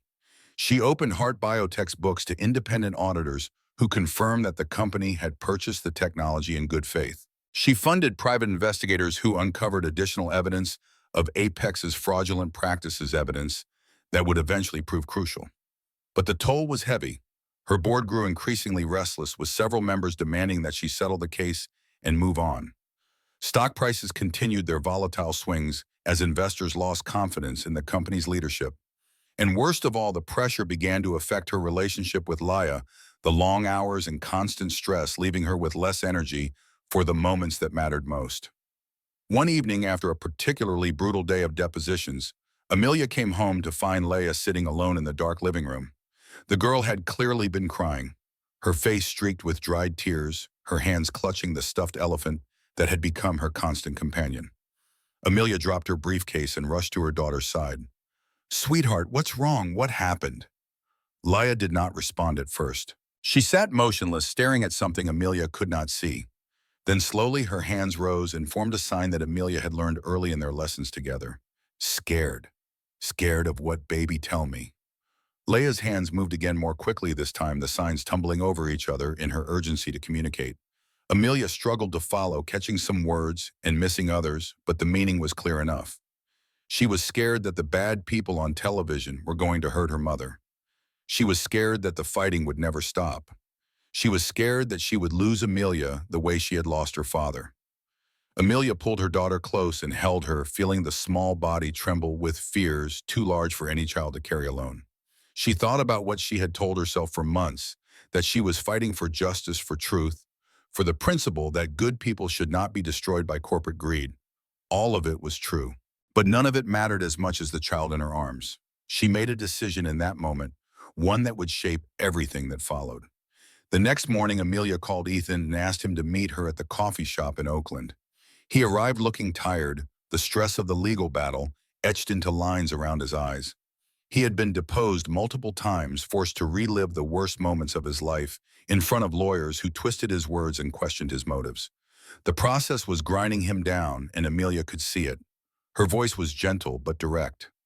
"I need to ask you something, and I need you to be honest with me." Ethan nodded, his expression wary. "If we settle this case, if we accept some kind of compromise with Apex, what would that mean to you?" The question hung in the air between them. Ethan's hands wrapped around his coffee cup, his knuckles white with tension. "A settlement would mean they win," he said finally. "They get to keep the technology they stole. They get to keep calling me a fraud. Nothing changes. But you would be free of this." Amelia leaned forward. "No more depositions, no more press coverage, no more strangers dissecting your life for their entertainment. You could move on." Ethan's laugh was bitter. "Move on to what? Mopping more floors, watching Ben grow up, wondering why his father gave up." He shook his head. "I spent 5 years trying to move on. All it got me was invisible." Amelia sat back, studying him carefully. "So you want to keep fighting?" "What I want doesn't matter." Ethan's voice hardened. "What matters is whether we can win. Because if we can't, if this whole thing ends with Apex triumphant and Heart Biotech damaged and both of us destroyed, then what was the point?" It was a fair question, and Amelia had been asking herself the same thing for weeks. The case was strong, but legal battles were unpredictable. Apex had resources that seemed limitless and a willingness to fight dirty that bordered on pathological. Victory was possible, but far from certain. "I think we can win," she said slowly. "Rachel thinks so too. The evidence of fraud is overwhelming once you get past the legal smokescreens they've thrown up." She paused, choosing her next words carefully. "But I also know what this is costing. My daughter cried herself to sleep last night because she's afraid of losing me. I've spent the last 6 months fighting so hard that I almost forgot why I started." Ethan's expression softened. "Leia's okay. She will be, but I need to be present for her in a way I haven't been." She reached across the table and took his hand, an echo of the gesture she had made weeks ago in her kitchen. "I'm not giving up. I'm not backing down. But I need to find a way to fight this battle without losing my family in the process." Ethan turned her hand over in his, looking at her palm as if it contained answers to questions he had not yet asked. "What are you proposing?" "I want to accelerate the timeline. Force a resolution one way or another. My legal team has been building toward a comprehensive case that would take years to fully develop. But Rachel says there's enough evidence right now to file for an emergency injunction that would freeze Apex's use of SignLink while the larger case proceeds." Understanding dawned in Ethan's eyes. That would force them to negotiate. Or fight even harder, but at least we'd know where we stand. Ethan was silent for a long moment. Then he nodded slowly. "Let's do it." The emergency injunction sent shockwaves through the corporate world. Rachel filed the motion on a Friday afternoon, timing it to maximize media coverage over the weekend. By Monday morning, the story had exploded across business and technology news, with analysts speculating about the implications for both companies and the broader industry. Hart Biotech escalates fraud allegations against Apex Dynamics. SignLink inventor seeks emergency relief in patent dispute. CEO Hart stakes reputation on claims of corporate theft. The coverage was intense but no longer one-sided. The evidence Rachel had compiled was too compelling to ignore, and journalists who had initially accepted Apex's version of events began to ask harder questions. Former employees of both SignLink and Apex came forward with corroborating stories. Academic experts weighed in on the technological similarities between SignLink and Voxbridge. The narrative was shifting. Apex responded with their own escalation. They filed a countersuit against Amelia, personally alleging that she had conducted an illegal investigation into their business practices. They demanded that she be removed as CEO of Hart Biotech, pending the resolution of all legal matters. They even suggested that her emotional state, grief-stricken widow, devoted mother had compromised her judgment. The attacks stung, but Amelia had prepared for them. She released a statement acknowledging that she had initiated an internal investigation after discovering potential irregularities, as was her responsibility as CEO. She noted that all investigative activities had been conducted through proper legal channels and with the guidance of counsel. And she concluded with words that would be quoted widely in the days that followed. I will not be intimidated by those who believe that wealth and power entitle them to destroy innocent lives. I will not stand by while a good man is erased from his own story, and I will not teach my daughter that justice is something we abandon when it becomes inconvenient. Some things are worth fighting for. This is one of them. The court hearing on the emergency injunction was scheduled for a Thursday morning in late autumn. Amelia dressed carefully that day, choosing a suit that was professional but not severe, wanting to project confidence without appearing aggressive. She met Rachel at the courthouse an hour before proceedings were scheduled to begin. Are we ready? Amelia asked. Rachel's expression was focused, the mask of a professional about to do battle. As ready as we can be. The judge is known for being thorough and impartial. She'll want to see evidence, not theater. The courtroom was packed with reporters, legal observers, and representatives from both companies. Ethan sat in the gallery wearing a suit that Amelia had purchased for him when he admitted he did not own anything appropriate for court. His face was pale but determined, his eyes fixed on the proceedings with the intensity of someone who had waited 5 years for this moment. The hearing lasted 4 hours. Rachel presented the evidence of fraud, walking the judge through the forged signature, the timeline of the acquisition, the testimony of experts who had analyzed the technology. Apex attorneys pushed back at every turn, arguing that the evidence was circumstantial, that the signature variations could be explained by stress rather than forgery, that Ethan Cole had a history of making baseless claims against companies he blamed for his failures. Amelia watched the judge's face throughout, trying to read her reactions. Judge Eleanor Vasquez was a small woman with silver hair and sharp eyes that missed nothing. She asked probing questions of both sides, her tone neutral, but her intelligence evident in every query. By the time the final arguments concluded, Amelia had no idea which way she would rule. The judge announced that she would issue her decision within 72 hours. The waiting that followed was among the hardest periods of Amelia's life. She spent the first evening at home with Leia, the two of them cooking dinner together and practicing sign language and watching a movie that neither of them really followed. When Leia fell asleep on the couch, her head in her mother's lap, Amelia sat motionless for a long time, stroking her daughter's hair and trying not to think about what the future might hold. The second day brought phone calls from board members demanding updates and reporters seeking comments. Amelia handled each with the same calm professionalism, revealing nothing about her internal state. She worked through the day's regular business, signing off on quarterly reports and reviewing research proposals, but her mind was elsewhere. That evening, Ethan called. I couldn't sleep last night. I keep replaying every moment of the hearing in my head, wondering if there was something I should have said differently. Amelia understood the feeling. You did everything right. The rest is out of our hands. A pause. Then I want to thank you, whatever happens tomorrow. Don't thank me yet. I'm thanking you regardless. His voice was thick with emotion. No one has ever fought for me the way you have. No one has ever believed in me this much. Even if we lose, that means something. Amelia felt tears prick at her eyes. We're not going to lose. You don't know that. No, she admitted, but I believe it. And sometimes belief is all we have. The third day arrived, gray and wet rain falling steadily from clouds that seemed to press down on the city like a weight. Amelia received the news at 11:47 in the morning, a text from Rachel containing only two words, "We won." She read the message 3 times before the meaning registered. Then she sat down in her chair and let the tears fall. Judge Vasquez's ruling was comprehensive and damning.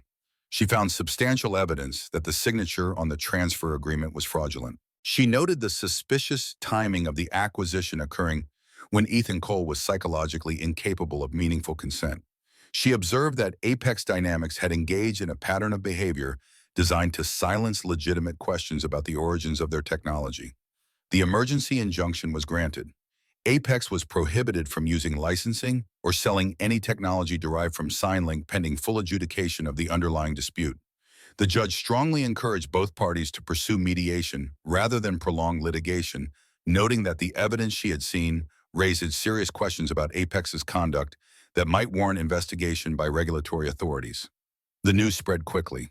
By afternoon, financial analysts were predicting that Apex would be forced to settle rather than risk a full trial that could expose additional wrongdoing. Heart Biotech's stock price surged as investors recognized that the company had positioned itself on the right side of a major industry controversy, and Ethan Cole's name began appearing in headlines with a very different tone than it had carried for 5 years. SignLink inventor vindicated in court ruling, judge finds evidence of fraud in landmark tech acquisition case. The man who lost everything known may finally get justice. Amelia reads the headlines from her office, feeling a strange mixture of triumph and exhaustion.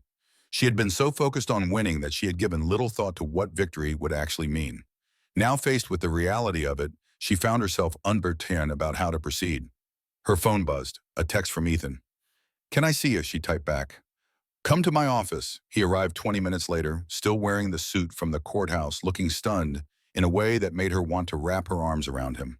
She resisted the impulse, maintaining professional distance as he took a seat across from her desk. "I don't know what to say." His voice was barely above a whisper. "I've imagined this moment for 5 years. I thought I knew how it would feel, but I don't feel anything except confused." Amelia nodded. "The adrenaline will wear off eventually. The reality will sink in. What happens now?" Rachel expects Apex to reach out about settlement within the week. They don't want a full trial any more than we do. There'll be negotiations, probably some kind of structured arrangement that returns at least partial ownership of the technology to you. Ethan shook his head slowly. "I don't want the technology back. I don't want to run a company or manage a product or deal with any of that." Amelia tilted her head, surprised. "Then what do you want?" He was quiet for a long moment, his eyes drifting to the window in the gray city beyond. "When I started SignLink, I wanted to help children who couldn't speak find a way to communicate. That was the whole point. Not money, not fame, just helping kids who were trapped in silence." He turned back to face her. "I want to do that work again. Not as a CEO, not as an entrepreneur, just as someone who helps.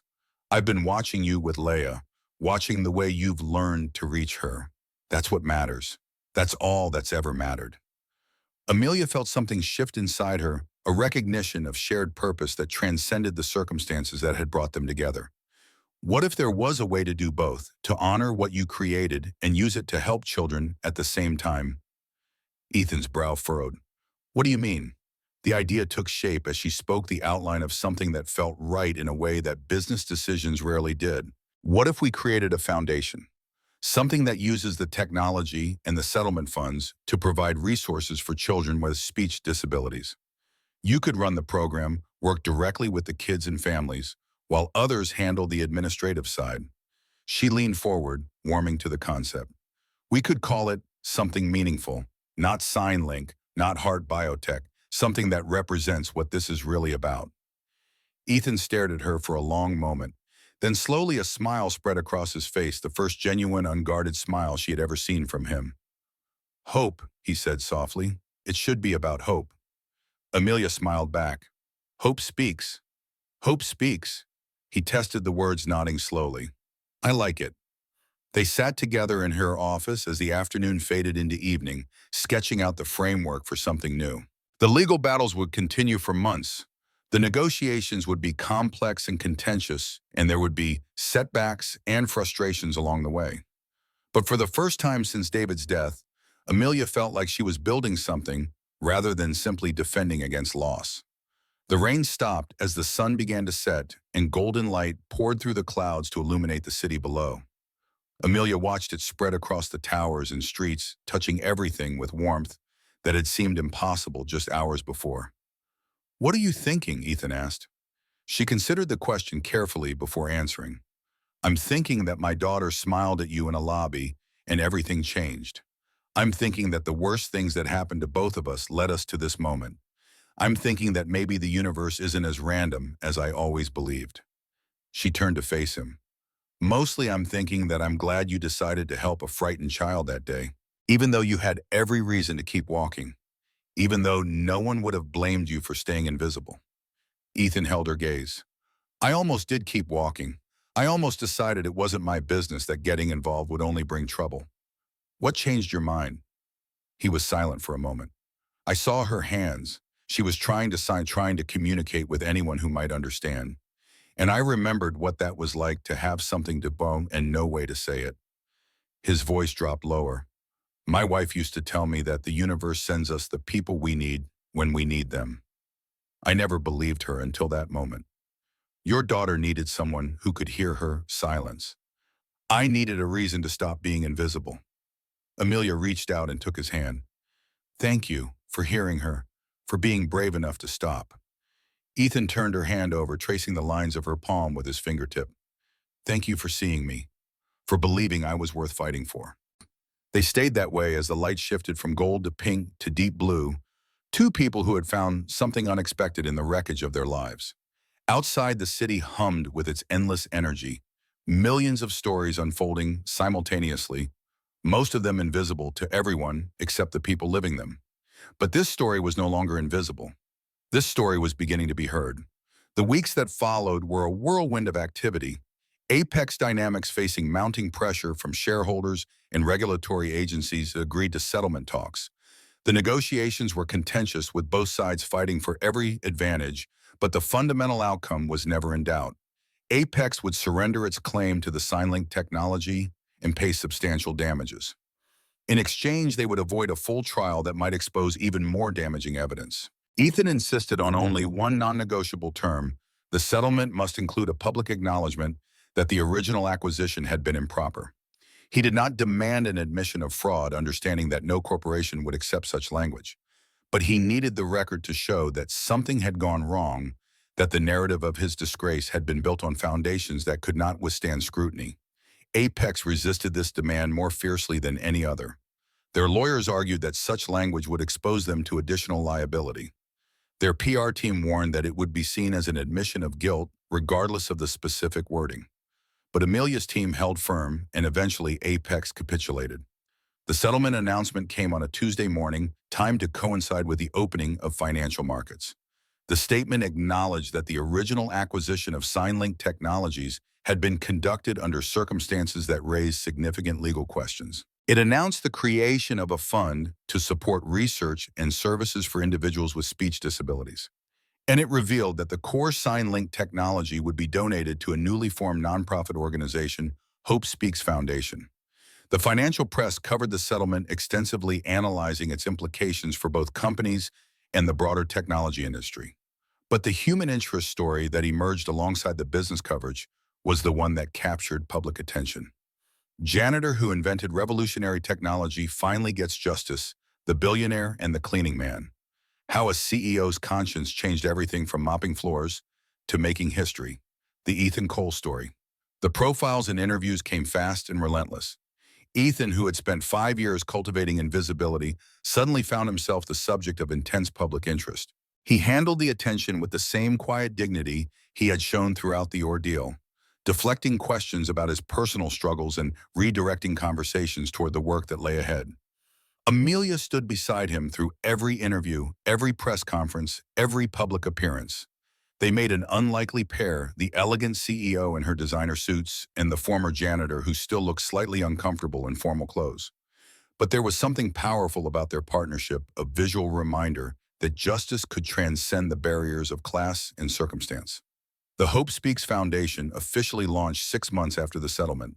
The opening ceremony was held in a converted warehouse space in Oakland that had been transformed into the foundation's headquarters. Hundreds of people attended, donors and supporters and families whose children had already benefited from the foundation's early programs. Leia stood at the front of the crowd holding Ben's hand, both children wearing matching t-shirts that bore the foundation's logo, two hands forming the sign for hope. When Ethan took the stage to speak, she watched him with an expression of fierce pride that made Amelia's heart swell. Ethan's speech was simple and direct, delivered without notes or teleprompters. He talked about his wife Grace and her belief in the power of communication to transform lives. He talked about the children he had worked with over the years, the ones who had taught him that silence was just another language waiting to be understood. And he talked about the woman who had seen him when no one else did, who had believed in him when he had stopped believing in himself. I spent 5 years thinking I had lost everything that mattered. He said, his voice steady despite the emotion visible on his face. I was wrong. I had my son. I had my purpose. And I was about to meet someone who would show me that the world still contained more kindness than cruelty, more hope than despair.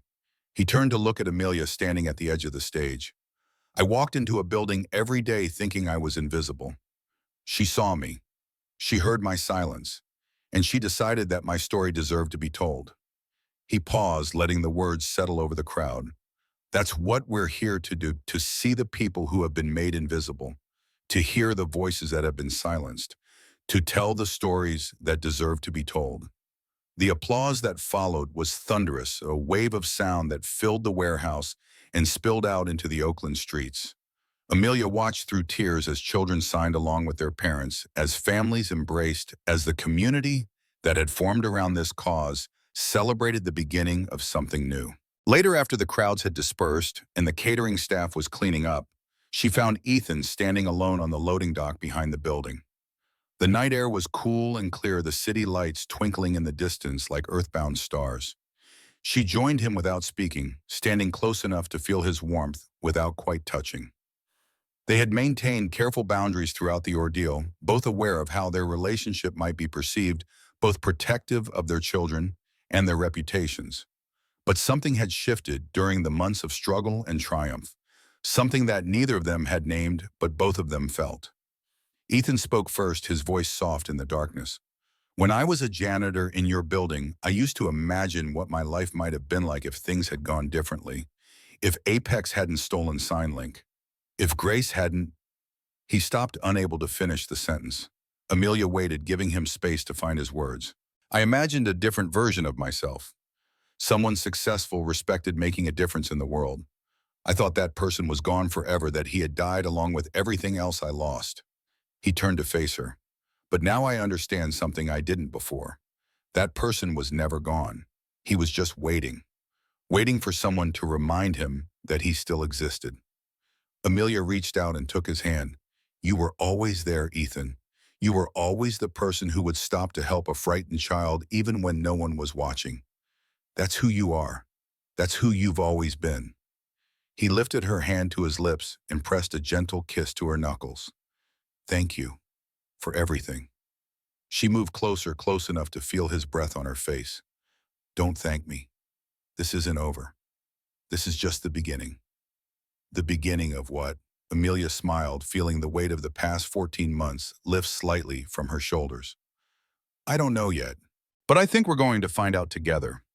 Behind them, through the open door of the warehouse, they could hear Laia and Ben laughing as they chased each other around the empty tables.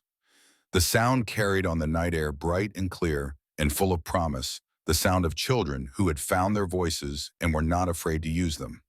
The city hummed around them, millions of stories unfolding in the darkness, most of them invisible to everyone except the people living them. But this story had found its audience. This story would be remembered. Amelia leaned her head against Ethan's shoulder and watched the lights of Oakland flicker in the distance. Tomorrow would bring new challenges, new battles, new opportunities to build something meaningful from the wreckage of the past. But tonight, standing in the cool darkness with the man who had helped her daughter smile again, she allowed herself to simply be. The journey that had begun with a scream in a marble lobby had carried them further than either of them could have imagined. Where it would end, no one could say. But for the first time in a very long time, Amelia Hart was not afraid of the future. She was ready to meet it. The months following the foundation's launch brought challenges that none of them had anticipated. Success, as Amelia discovered, created its own set of complications problems that could not be solved with determination alone, but required patience, diplomacy, and a willingness to navigate the treacherous waters of public attention. Hope Speaks had captured the imagination of the public in ways that exceeded even the most optimistic projections. Donations poured in from across the country, from wealthy philanthropists and ordinary families alike. Media requests multiplied exponentially, with producers and journalists clamoring for access to Ethan, to Leia, to the story that had become a symbol of justice prevailing against corporate greed.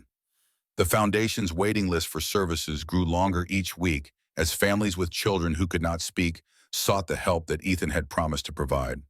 The demand was overwhelming, and with it came the inevitable growing pains of an organization expanding faster than its infrastructure could support. Ethan found himself pulled in a dozen directions simultaneously, trying to maintain his direct work with children while also responding to the administrative demands of a rapidly growing nonprofit. Anaheim. He had never wanted to be an executive, had deliberately avoided the trappings of corporate leadership, even when SignLink was at its peak, and now he found himself drowning in the very responsibilities he had hoped to escape. Amelia watched the strain accumulate on his shoulders with growing concern. She saw the way exhaustion carved deeper lines around his eyes each week, the way his patience frayed at the edges when yet another reporter demanded an interview or another donor expected personal attention. He was burning himself out, giving everything to a cause he believed in while leaving nothing for himself. One evening in late spring, she found him alone in his office at the foundation headquarters, surrounded by stacks of paperwork that seemed to multiply no matter how many hours he worked. The cleaning staff had long since gone home, and the building was silent except for the distant hum of traffic on the street below. She stood in the doorway for a moment, watching him struggle with a grant application that was due the following morning. His pen moved across the page in fits and starts, crossing out words and rewriting them, his frustration evident in every gesture. Her voice was gentle when she finally spoke. "You know, we have staff who can handle that." Ethan looked up, startled by her presence. The exhaustion in his face was starker in the harsh fluorescent light, and she felt her heart constrict with worry. "The staff went home hours ago. This has to be submitted by 9 tomorrow morning, and I still don't understand half of what they're asking for." Amelia crossed the room and took the papers from his hands, setting them aside despite his protests. "Then it will be late. The world will not end. The grant is worth $200,000. That's enough to fund our entire summer program. And there will be other grants, other opportunities." She pulled a chair close to his desk and sat down facing him directly. "But there is only one of you, and if you work yourself into the ground, all of this falls apart." Ethan slumped back in his chair, the fight draining out of him. "I don't know how to do this, Amelia. I know how to work with children. I know how to teach sign language and develop communication strategies. But all of this," he gestured at the paperwork surrounding them, "this isn't what I signed up for." Amelia nodded slowly. "I know, and that's my fault." He looked at her with confusion. "How is any of this your fault?" "Because I pushed you into a spotlight you never wanted. I thought that giving you back your work would be enough, that you could pick up where you left off and everything would fall into place." She shook her head, acknowledging her mistake. "I didn't consider that the world had changed, that you had changed, that what you needed now might be different from what you needed 5 years ago." Ethan was silent for a long moment, processing her words. Then he sighed, a sound that seemed to carry the weight of months of accumulated pressure. "What I need is to help children. That's all I've ever wanted. But every time I try to focus on that work, something else demands my attention. Donors want meetings. Journalists want stories. Board members want reports. The children I'm supposed to be helping get pushed to the margins of my own calendar." Amelia reached out and took his hand, feeling the tension in his fingers. "Then we change the structure. We hire people to handle the things you shouldn't be handling. We protect your time the way we would protect any valuable resource. We can't afford more staff. The budget is already stretched thin. Then I'll fund it personally. Consider it an investment in the mission. Ethan shook his head firmly. I can't let you do that. You've already given so much. The foundation needs to stand on its own. The foundation needs you functional and focused. Everything else is secondary. Amelia squeezed his hand. Let me help. That's all I'm asking. Let me use my resources to solve a problem that resources can solve, so you can focus on the problems that only you can address. The resistance in his eyes softened, gradually replaced by something that looked like gratitude mixed with relief. You always know exactly what to say. Not always, but I'm learning. She smiled.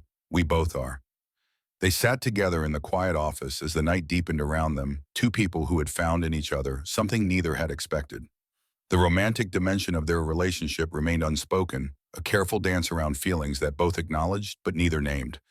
There were the children to consider, Leia and Ben, who had become as close as siblings and who might be confused or threatened by changes in the dynamic between their parents.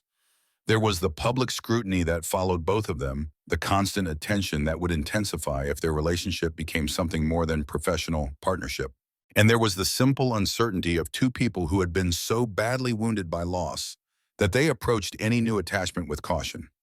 But the connection between them was undeniable, growing stronger with each shared challenge and quiet moment. Amelia found herself thinking about Ethan at odd hours, wondering what he was doing, hoping he was taking care of himself.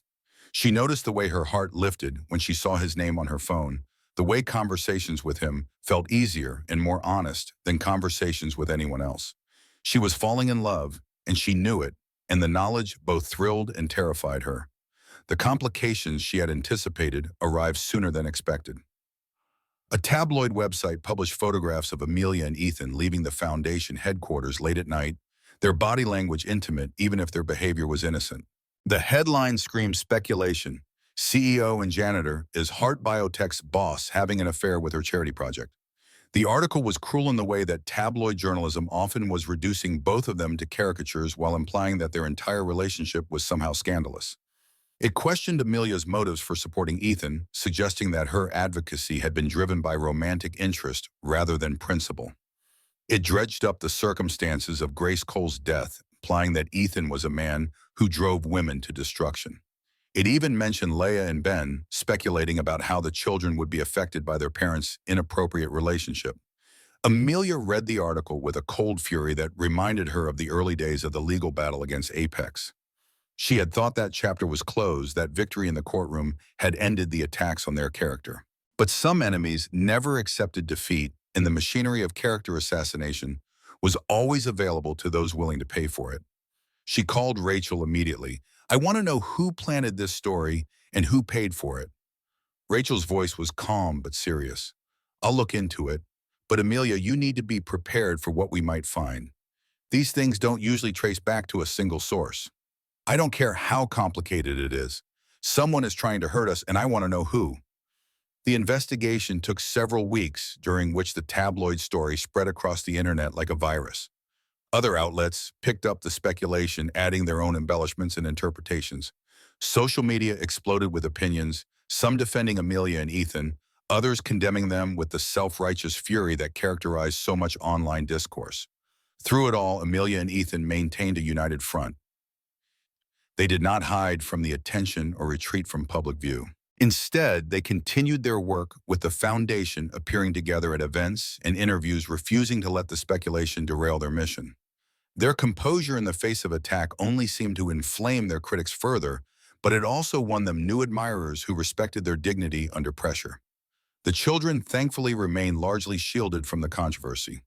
Laya's security detail had been strengthened after the earlier incidents with paparazzi, and Ben attended a school that took privacy seriously.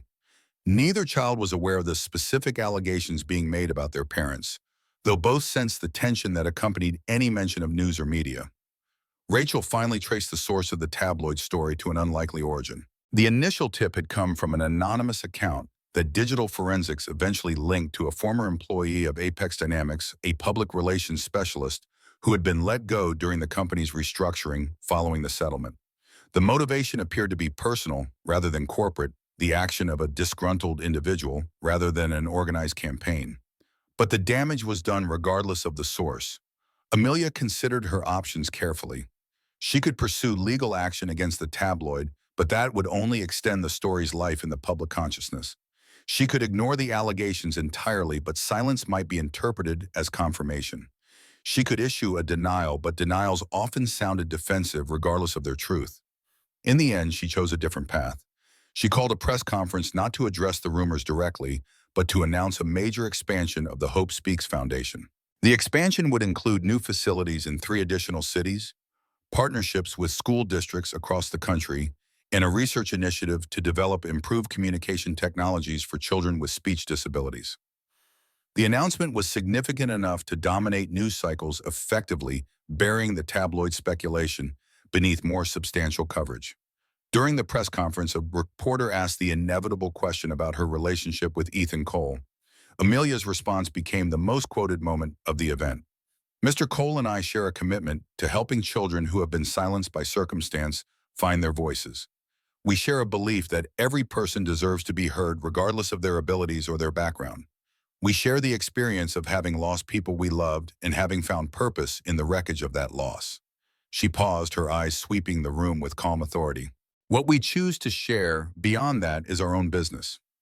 I will not dignify speculation with response, and I will not allow distraction to divert us from work that matters." The room fell silent. Then slowly applause began spreading through the assembled journalists until it filled the space. Amelia nodded once, acknowledging the response, and moved on to questions about the expansion plans. Ethan watched the press conference from backstage, his heart full of an emotion he had not allowed himself to feel in years. Pride in her, gratitude for her, and something else, something deeper that he had been afraid to name.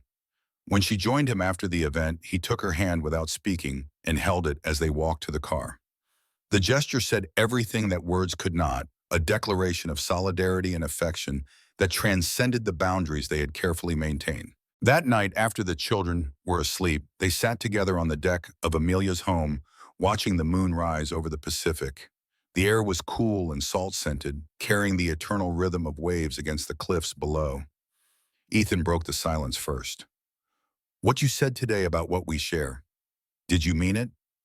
Amelia turned to look at him, her face illuminated by moonlight. "Every word." "Then maybe it's time we talked about what else we share." His voice was hesitant, vulnerable in a way she had rarely heard. "What else we might want to share?" She felt her heart accelerate the moment she had both anticipated and feared finally arriving. "Ethan, I need you to understand something. I'm not good at this. I wasn't even good at it with David, and he and I had years to figure it out. I work too much. I prioritize wrong. I build walls when I should be building bridges." "I know." His response was simple, accepting. "I'm not good at it either. I shut down when things get hard. I convince myself that I don't deserve happiness. I've spent 5 years punishing myself for failures that weren't entirely my fault." Amelia felt tears prick at her eyes. "Then what are we doing?" Ethan reached out and cupped her face in his hands, his touch gentle and sure. "We're trying. Despite everything we know about ourselves, despite every reason we have to be afraid we're trying. That has to count for something." She leaned into his touch, closing her eyes. "I don't want to hurt you. I don't want to hurt Ben. I don't want this to complicate everything we've built. Life is complicated. Love is complicated. That doesn't mean we should run from it." The word hung in the air between them, spoken for the first time, acknowledged at last. Love.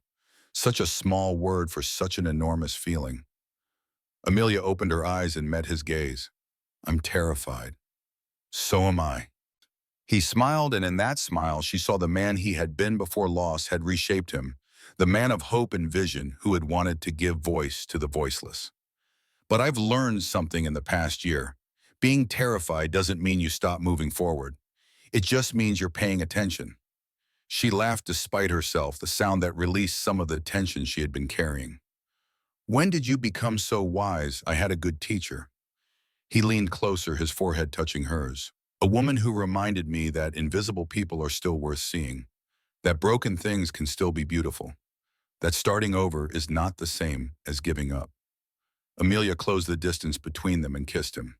It was a gentle kiss, tentative and questioning, but it carried the weight of months of unspoken feeling.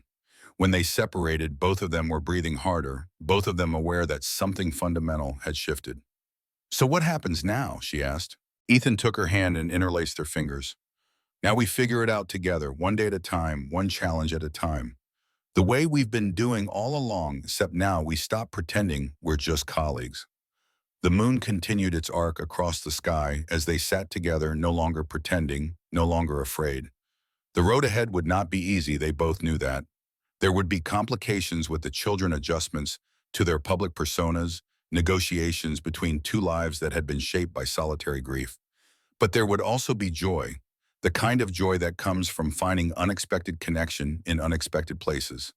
The foundation continued to grow in the months that followed its reach, shining as Amelia had announced, its impact multiplying as Ethan returned his focus to direct service. New staff members took on the administrative burden that had been crushing him, freeing him to do the work that had always been his calling. The waiting list shortened as capacity increased, and families across the country began to experience the transformation that effective communication could bring. Leia flourished under the continued attention. Her sign language had become fluent, and she served as an unofficial ambassador for the foundation, demonstrating to other children that silence did not mean isolation. Her voice had not returned, the psychological barrier still holding firm, but she no longer seemed troubled by its absence. She had found other ways to be heard, and those ways were enough. Ben remained her constant companion, their friendship deepening into something that resembled siblinghood. He looked out for her with the protective instincts of an older brother, and she challenged him with the stubborn determination that was her mother's legacy. Together, they navigated the complicated terrain of being children whose parents were becoming something more than friends, and they did so with a resilience that continually amazed the adults around them. The public eventually lost interest in speculating about Amelia and Ethan's relationship. Other scandals emerged, other stories captured attention, and the billionaire and the former janitor faded from tabloid consciousness. Those who followed the foundation's work knew that the two were partners in every sense, but the nature of that partnership had become unremarkable, simply another detail, in a story that had already provided more than enough drama. As spring turned to summer and summer stretched toward fall, the sense of crisis that had defined the past 2 years gradually gave way to something more sustainable. The legal battles were concluded, the corporate enemies neutralized, the public narrative firmly established. What remained was the work itself, the daily practice of helping children find their voices, the slow accumulation of small victories that added up to something meaningful. Amelia found herself thinking less about protection and more about possibility. The walls she had built around herself and Leia had not disappeared entirely, but they had become more permeable, allowing connection where once there had been only defense. She still worked too much, still struggled to balance professional demands with personal presence, but the struggle no longer felt desperate. She was learning slowly to trust that the world would not collapse if she loosened her grip. Ethan continued to heal, though the scars of his losses would never fully fade. Grace's memory remained with him, a presence that shaped his work and informed his compassion. But he no longer felt defined by her absence, no longer believed that happiness was something he had forfeited forever. He had found a new life in the ruins of the old one, and that new life had room for joy. The children grew as children do, their personalities crystallizing into forms that would carry them into adulthood. Leia developed a passion for visual art, spending hours creating drawings and paintings that expressed the things she could not say aloud. Ben discovered a gift for mathematics, his analytical mind finding patterns in numbers the way his father had once found patterns in communication. They encouraged each other's interests, different enough to avoid competition, but close enough to share in each other's successes. And through it all, the work continued. Children who had been silent learned to sign. Families who had been isolated found community. Technologies that had been stolen were restored to their original purpose, serving the people they had been designed to help. The mission that Ethan had pursued since the beginning of his career, the mission that corporate greed had interrupted but could not destroy, moved forward day by day. Hope Speaks indeed. The anniversary of Hope Speaks Foundation arrived on a morning that seemed designed for celebration. Sunlight poured through the tall windows of the newly constructed center in downtown San Francisco, illuminating the open spaces that had been designed with children in mind. Bright colors adorned the walls and artwork created by the young people. The foundation served each piece a testament to the voices that had been discovered within these rooms. Amelia stood at the edge of the main hall, watching the final preparations unfold. Caterers arranged tables with precision. Audio technicians tested microphones and speakers. Security personnel conducted their careful sweeps, ensuring that the hundreds of guests expected would be safe throughout the event. 1 year ago, she had stood in a converted warehouse in Oakland and announced the beginning of something new. Now that something had grown into this is a purpose-built facility that would serve as the flagship of a national network. The journey from there to here had been marked by obstacles she could never have anticipated. Funding challenges had nearly derailed construction twice. A key contractor had abandoned the project midway through, forcing them to find replacement workers on an impossible timeline.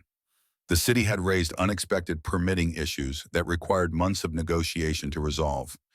Each problem had seemed insurmountable in the moment, and each had eventually yielded to persistence and creativity. Ethan appeared beside her, his presence now as familiar as her own heartbeat. He wore a suit that actually fit him properly, a departure from the borrowed formal wear of earlier events, and his face held an expression of wonder that she had come to recognize. He still marveled at what they had built, still seemed surprised that dreams he had abandoned could reassemble themselves into reality. His voice was soft, meant only for her. I keep expecting to wake up, to find out this was all some elaborate fantasy my mind constructed while I pushed a mop through empty hallways. Amelia took his hand, their fingers intertwining with the ease of long practice. If this is a dream, I don't want to wake up either. They had stopped hiding their relationship months ago, the careful boundaries giving way to the simple truth of what they felt. The transition had been easier than either expected. Leia and Ben had adapted with the resilience of children who had already survived worse disruptions, accepting the change in their parents' dynamic as simply another evolution in a life that had already contained so many. The public had moved on to other scandals, other stories, leaving Amelia and Ethan to build their partnership in relative peace. The grand opening ceremony was scheduled to begin at noon, but guests had been arriving since 10. Donors and board members mingled with families whose children had been helped by the foundation. Politicians and celebrities who had lent their names to the cause posed for photographs in front of displays showcasing the organization's work. Media crews set up their equipment at designated locations, preparing to broadcast the event to audiences across the country. Amelia's board chair approached with the barely contained anxiety that characterized her management style. Sandra Chen had been skeptical of the foundation, at first worried about the distraction it might create from Heart Biotech's core mission. But she had watched its growth with increasing admiration, eventually becoming one of its most vocal supporters on the corporate board. Her words came rapid fire, a checklist of concerns. The governor's office just confirmed she'll be arriving at 11:45. The keynote address needs to be moved up by 10 minutes to accommodate her schedule, and the sign language interpreters are asking about sightlines for the main stage presentation. Amelia nodded, her mind already adapting to the changes. Move the opening remarks to 11:50. That gives us buffer if the governor runs late. And have someone walk the interpreters through the stage layout now before the room fills up. Sandra hurried off to implement the adjustments, leaving Amelia and Ethan alone again in their small bubble of calm within the surrounding chaos. Ethan watched the activity with the detached amusement of someone who had learned to let others handle logistics. Remember when it was just you and me in a folder full of documents, trying to figure out how to fight a corporation that seemed invincible? Amelia smiled at the memory. I remember thinking we were probably going to lose, that the best we could hope for was making enough noise to embarrass them. And now look at us. He gestured at the hall, at the hundreds of people filling it, at the evidence of impact that surrounded them. Building something that will outlast both of us. The thought struck Amelia with unexpected force. She had spent so much energy on the immediate battles, the daily crises, and quarterly milestones, that she had rarely considered the long-term implications of what they were creating. But Ethan was right. Hope Speaks had grown beyond them, had become an institution with its own momentum and mission. Whatever happened to its founders, the work would continue. The ceremony began precisely on schedule despite the last-minute adjustments. The governor delivered remarks that praised the foundation's innovative approach to serving children with communication challenges. Board members and major donors were recognized with the ritual appreciation that such events required. Video testimonials from families across the country played on screens throughout the hall, their stories of transformation moving many in the audience to tears. Then it was Ethan's turn to speak. He mounted the stage with a confidence that would have been unimaginable 2 years ago, when he had been a man who cultivated invisibility as a survival strategy. The audience fell silent as he approached the podium, their attention focused on the figure who had become the public face of a movement. He did not use notes. He never did. His words came from a place deeper than preparation, drawn from the well of experience that had shaped his understanding of what it meant to be silenced and what it meant to be heard. 2 years ago, I was cleaning floors in a building I used to dream of owning. His voice carried clearly through the speakers, reaching every corner of the vast hall. I had convinced myself that my story was over, that everything I had built and lost was gone forever, that the best I could hope for was to become invisible enough that the world would forget I had ever existed. He paused, letting the words settle over the audience. I was wrong. The admission hung in the air, simple and profound. I was wrong because I had forgotten something essential. Silence is not the same as disappearance. Being unheard is not the same as having nothing to say. Every person in this room, every child we serve, every family we support, they carry voices within them. Our job is not to give them those voices. Our job is to help them find the voices they already have. He turned slightly, his gaze finding Amelia in the audience. I found my voice again because someone saw me when I had stopped believing I was worth seeing. Someone heard me when I had stopped believing I had anything worth saying. Someone fought for me when I had stopped believing I was worth fighting for.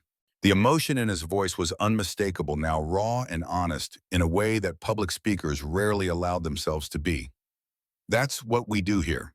We see people, we hear people, we fight for people, not because they can't fight for themselves, but because sometimes we all need someone in our corner, someone who believes in us when we've stopped believing in ourselves. He straightened his tone, shifting from personal to visionary. In the next 5 years, we're going to expand to every state in this country. We're going to develop technologies that make communication accessible to everyone, regardless of their abilities or circumstances.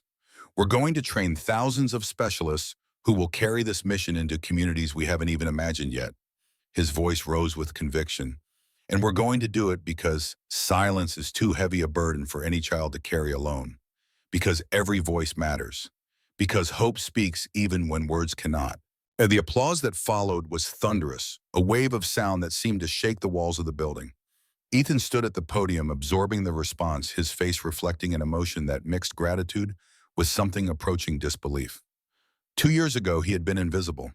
Now he stood in the light, seen by hundreds, his story an inspiration rather than a cautionary tale. But the ceremony was not over. As the applause faded, Ethan raised his hand for silence. There's one more thing I want to share with you today. His voice had changed again, becoming softer, more intimate. A moment that means more to me than any speech or statistic or strategic plan. He turned toward the side of the stage where Amelia now stood with Laya and Ben. The children had been waiting backstage throughout the ceremony, prepared for a moment that had been planned in secret for weeks. Leia walked forward slowly, her small form somehow commanding attention despite the vastness of the stage. She wore a dress that Amelia had helped her choose, simple and elegant, and in her hands she carried a device that glinted in the stage lights. It was the latest prototype of SignLink 2, refined through months of development, capable of translating sign language into spoken words with remarkable accuracy and naturalness. The audience watched in hushed anticipation as Leia took her place beside Ethan. Her dark eyes swept across the crowd, showing nervousness, but also determination. This was the moment she had been preparing for, the reason she had practiced for hours each day, the goal that had given focus to her recovery. Her hands rose and began to move, forming signs with the fluency that months of instruction had developed. The device in her hands processed each gesture, translating them into synthesized speech that carried through the hall's speakers. My name is Laya Hart. The voice was not her own, not the voice she had lost in the aftermath of her father's death, but it was a voice nonetheless. Her voice shaped by her words, carrying her meaning. I am 7 years old. I could not speak for a long time because something sad happened to me and my family. She paused, her hands trembling slightly before resuming their movement. But then I met someone who understood my silence. He showed me that I could still talk, just in a different way.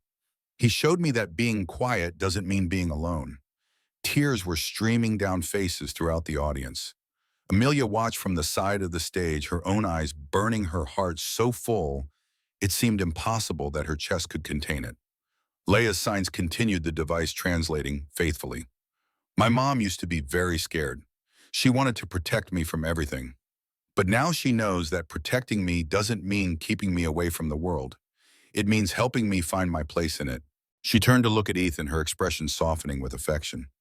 Mr. Ethan taught me how to use my hands to speak. He and his son Ben became part of our family, not because anyone told them to, but because love finds people who need it.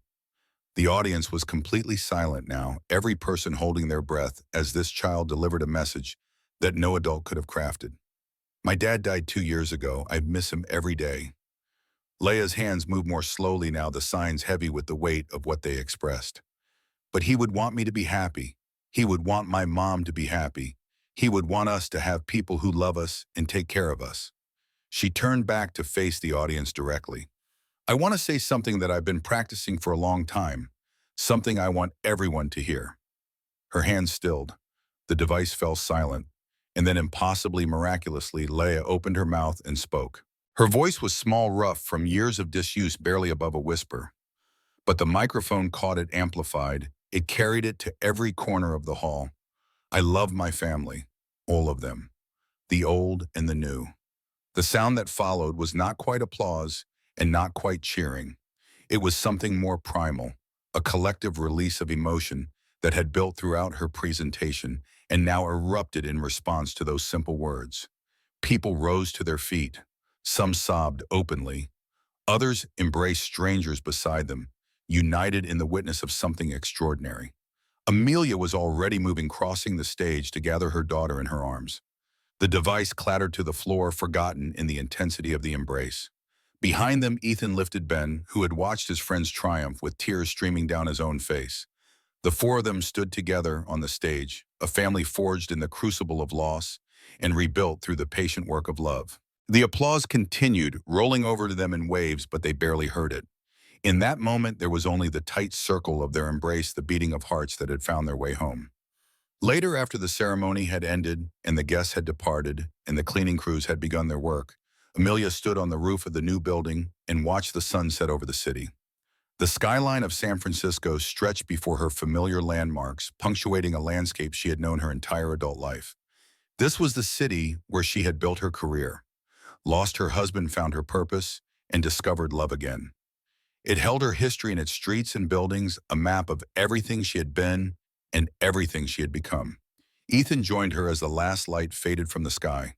He carried 2 glasses of champagne, a small celebration for what they had accomplished and what they had witnessed. She took the glass he offered and clinked it against his. To hope speaks. He shook his head slightly. To hope, period. The kind that doesn't need a foundation or a building or a press conference. The kind that just exists in the spaces between people who care about each other. They drank in comfortable silence, watching the city lights emerge as darkness settled over the bay. Somewhere below, their children were being looked after by staff who had become extended family, trusted with the care of the 2 people who mattered most in the world. Amelia spoke without looking at him, her voice carrying thoughts she had been holding for days. I want to ask you something important. Ethan turned to face her. Anything. She met his eyes, finding in them the steadiness that had become her anchor through turbulent seas. Move in with us, officially. You and Ben, stop pretending we're 2 separate households when we haven't really been for months. The question was not unexpected, but it still carried weight. They had been building toward this moment incrementally, each step forward tested and confirmed before the next was taken. But there was a difference between gradual progress and explicit commitment, between the assumption of togetherness and its declaration. Ethan's response came without hesitation. Yes. Amelia felt something release in her chest, a tension she had not realized she was carrying. Just like that. Just like that. He set down his glass and took both her hands in his. I've been waiting for you to ask, or working up the courage to ask you myself. I wasn't sure which of us would get there first. She laughed, the sound carrying across the rooftop and dissolving into the night air. We're quite a pair, aren't we? Two people who run major organizations, who face down corporate enemies and media scrutiny and impossible odds. But we can't figure out how to have a simple conversation about where we want to live. Simple conversations are harder than complicated ones. His thumb traced circles on the back of her hand. Complicated ones have procedures and protocols. Simple ones require honesty. Amelia leaned forward and kissed him, tasting champagne and possibility. When she pulled back, she kept her forehead pressed against his, unwilling to create distance. I want to build a life with you. The words came easier now that the first barrier had fallen. A real life. Not just the foundation and the public appearances and the work, though I want all of that too. I want Sunday mornings and homework supervision and arguments about whose turn it is to take out the garbage. I want ordinary. Ethan's voice was rough with emotion. I had ordinary once. I lost it. I never thought I'd want it again. And now I want it more than I've wanted anything in years. He pulled her close, wrapping his arms around her. I want to wake up next to you every morning. I want to watch our children grow up together. I want to grow old arguing about whose turn it is to take out the garbage. They stood together on the rooftop as the stars emerged overhead, two people who had found in each other something neither had expected. The path that led them here had been marked by tragedy and injustice, by corporate greed and personal loss. But it had also been marked by courage and kindness, by the willingness to see beyond surfaces and the determination to fight for what was right. Below them, the city hummed with its endless energy. Millions of lives unfolded in apartments and houses and shelters, each one a story of struggle and hope. The Hope Speaks Foundation would touch some of those lives, would help children find their voices and families find their strength.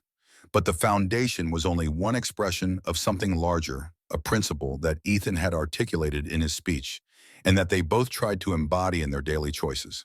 Every person deserves to be heard. Every voice matters. Every silence can be transformed into speech, given the right support and the right belief. Amelia thought about Laya's words on the stage, the ones spoken through the device, and the ones spoken with her own recovering voice. Her daughter had found something beyond communication in the past 2 years. She had found confidence and purpose, a sense of herself as someone who could contribute to the world rather than simply endure it. That transformation had not come from therapy alone, or from technology alone, or from any single intervention. It had come from the accumulation of small moments of patient attention and persistent love of adults who refused to give up on a child who had every reason to give up on herself. The same principle applied to all of them. Amelia had been transformed by the process as much as Laya had. The woman who had built walls around her heart, and her daughter who had tried to control every variable and eliminate every risk, had learned to open herself to the vulnerability that love required. She was still protective, still driven, still prone to working too much and worrying too deeply. But she was also softer, more willing to trust, more capable of joy. Ethan had undergone his own transformation. The invisible man who had pushed a mop through corporate lobbies had reclaimed his identity as an innovator and leader. But more importantly, he had reclaimed his capacity for hope. The darkness that had settled over him after Grace's death had not disappeared entirely, but it had lifted enough to allow light back in. He could laugh again, could dream again, could love again, without feeling that he was betraying the past. And the children Ben and Laya had found in each other the sibling bond that neither would have had otherwise. They were not related by blood, but blood was only one way to build a family. They shared something more important, a mutual understanding forged in the fires of loss and cooled in the waters of recovery. They would grow up together, would support each other through the challenges of adolescence and young adulthood, would carry the lessons of their childhood into whatever lives they eventually built. The future stretched before them, uncertain but no longer frightening. There would be obstacles ahead, there always were. The foundation would face crises that tested its resilience. Their relationship would weather storms that challenged its strength. The children would encounter difficulties that no amount of parental love could entirely prevent. Life did not become easy simply because you had survived hard things. It became bearable because you had learned that survival was possible. Amelia pulled back from Ethan's embrace and looked into his eyes. "Are you ready for this?" For all of it, the chaos and the complexity and the million small decisions that make up a life. Ethan's smile was answer enough, but he gave her words as well. I've been ready since the day I saw a frightened child in a lobby and decided that helping her was more important than staying invisible. I just didn't know what I was getting ready for. He took her hand and led her toward the door that would take them back inside, back to their children, back to the life they were building together. Let's go home. The words settled over Amelia like a blessing. Home. Not a place defined by architecture or geography, but a feeling created by the people who shared it. She had a home again, a real one with people who loved her and whom she loved in return. As they descended the stairs and collected their children and made their way to the car that would carry them to the house on the cliffs above the Pacific, Amelia allowed herself to feel something she had not felt in a very long time. Complete. Not the completion that came from achieving goals or finishing projects. Something deeper, something that had nothing to do with accomplishment and everything to do with connection. She was part of something larger than herself, woven into a fabric of relationships that gave her life meaning beyond any individual achievement. The drive home was filled with the children's chatter, Leia signing rapidly and occasionally speaking in the halting voice she was still learning to trust, Ben interpreting and adding his own commentary, both of them processing the excitement of the day in the way that children do. Amelia and Ethan exchanged glances in the rearview mirror, small smiles that communicated volumes about the gratitude they felt for this ordinary chaos. When they arrived at the house, the moon was rising over the ocean, casting silver light across the waves. The children ran ahead, eager to continue their conversation in the living room where they had spent so many hours together. Amelia and Ethan followed more slowly, savoring the moment. At the front door, Ethan paused. He turned to face the ocean, the wind carrying the salt smell that had become so familiar. You know, I used to dream about this, when I was mopping floors at 3 in the morning, trying not to think about everything I had lost. I would imagine a life where I felt whole again, where I had people who loved me, where the work I did mattered. He turned back to her, his eyes bright with unshed tears. I never imagined it would look like this. I never imagined it could be this good. Amelia took his face in her hands, the gesture tender and certain. Neither did I, and yet here we are. Here we are, he echoed. They entered the house together, leaving the door open for a moment to let the sound of the waves follow them in. The children's laughter drifted from the living room, bright and uncomplicated, the sound of healing made audible. Hope speaks, Amelia thought, in so many different voices. And sometimes, if you're very lucky, it speaks in the voices of the people you love most.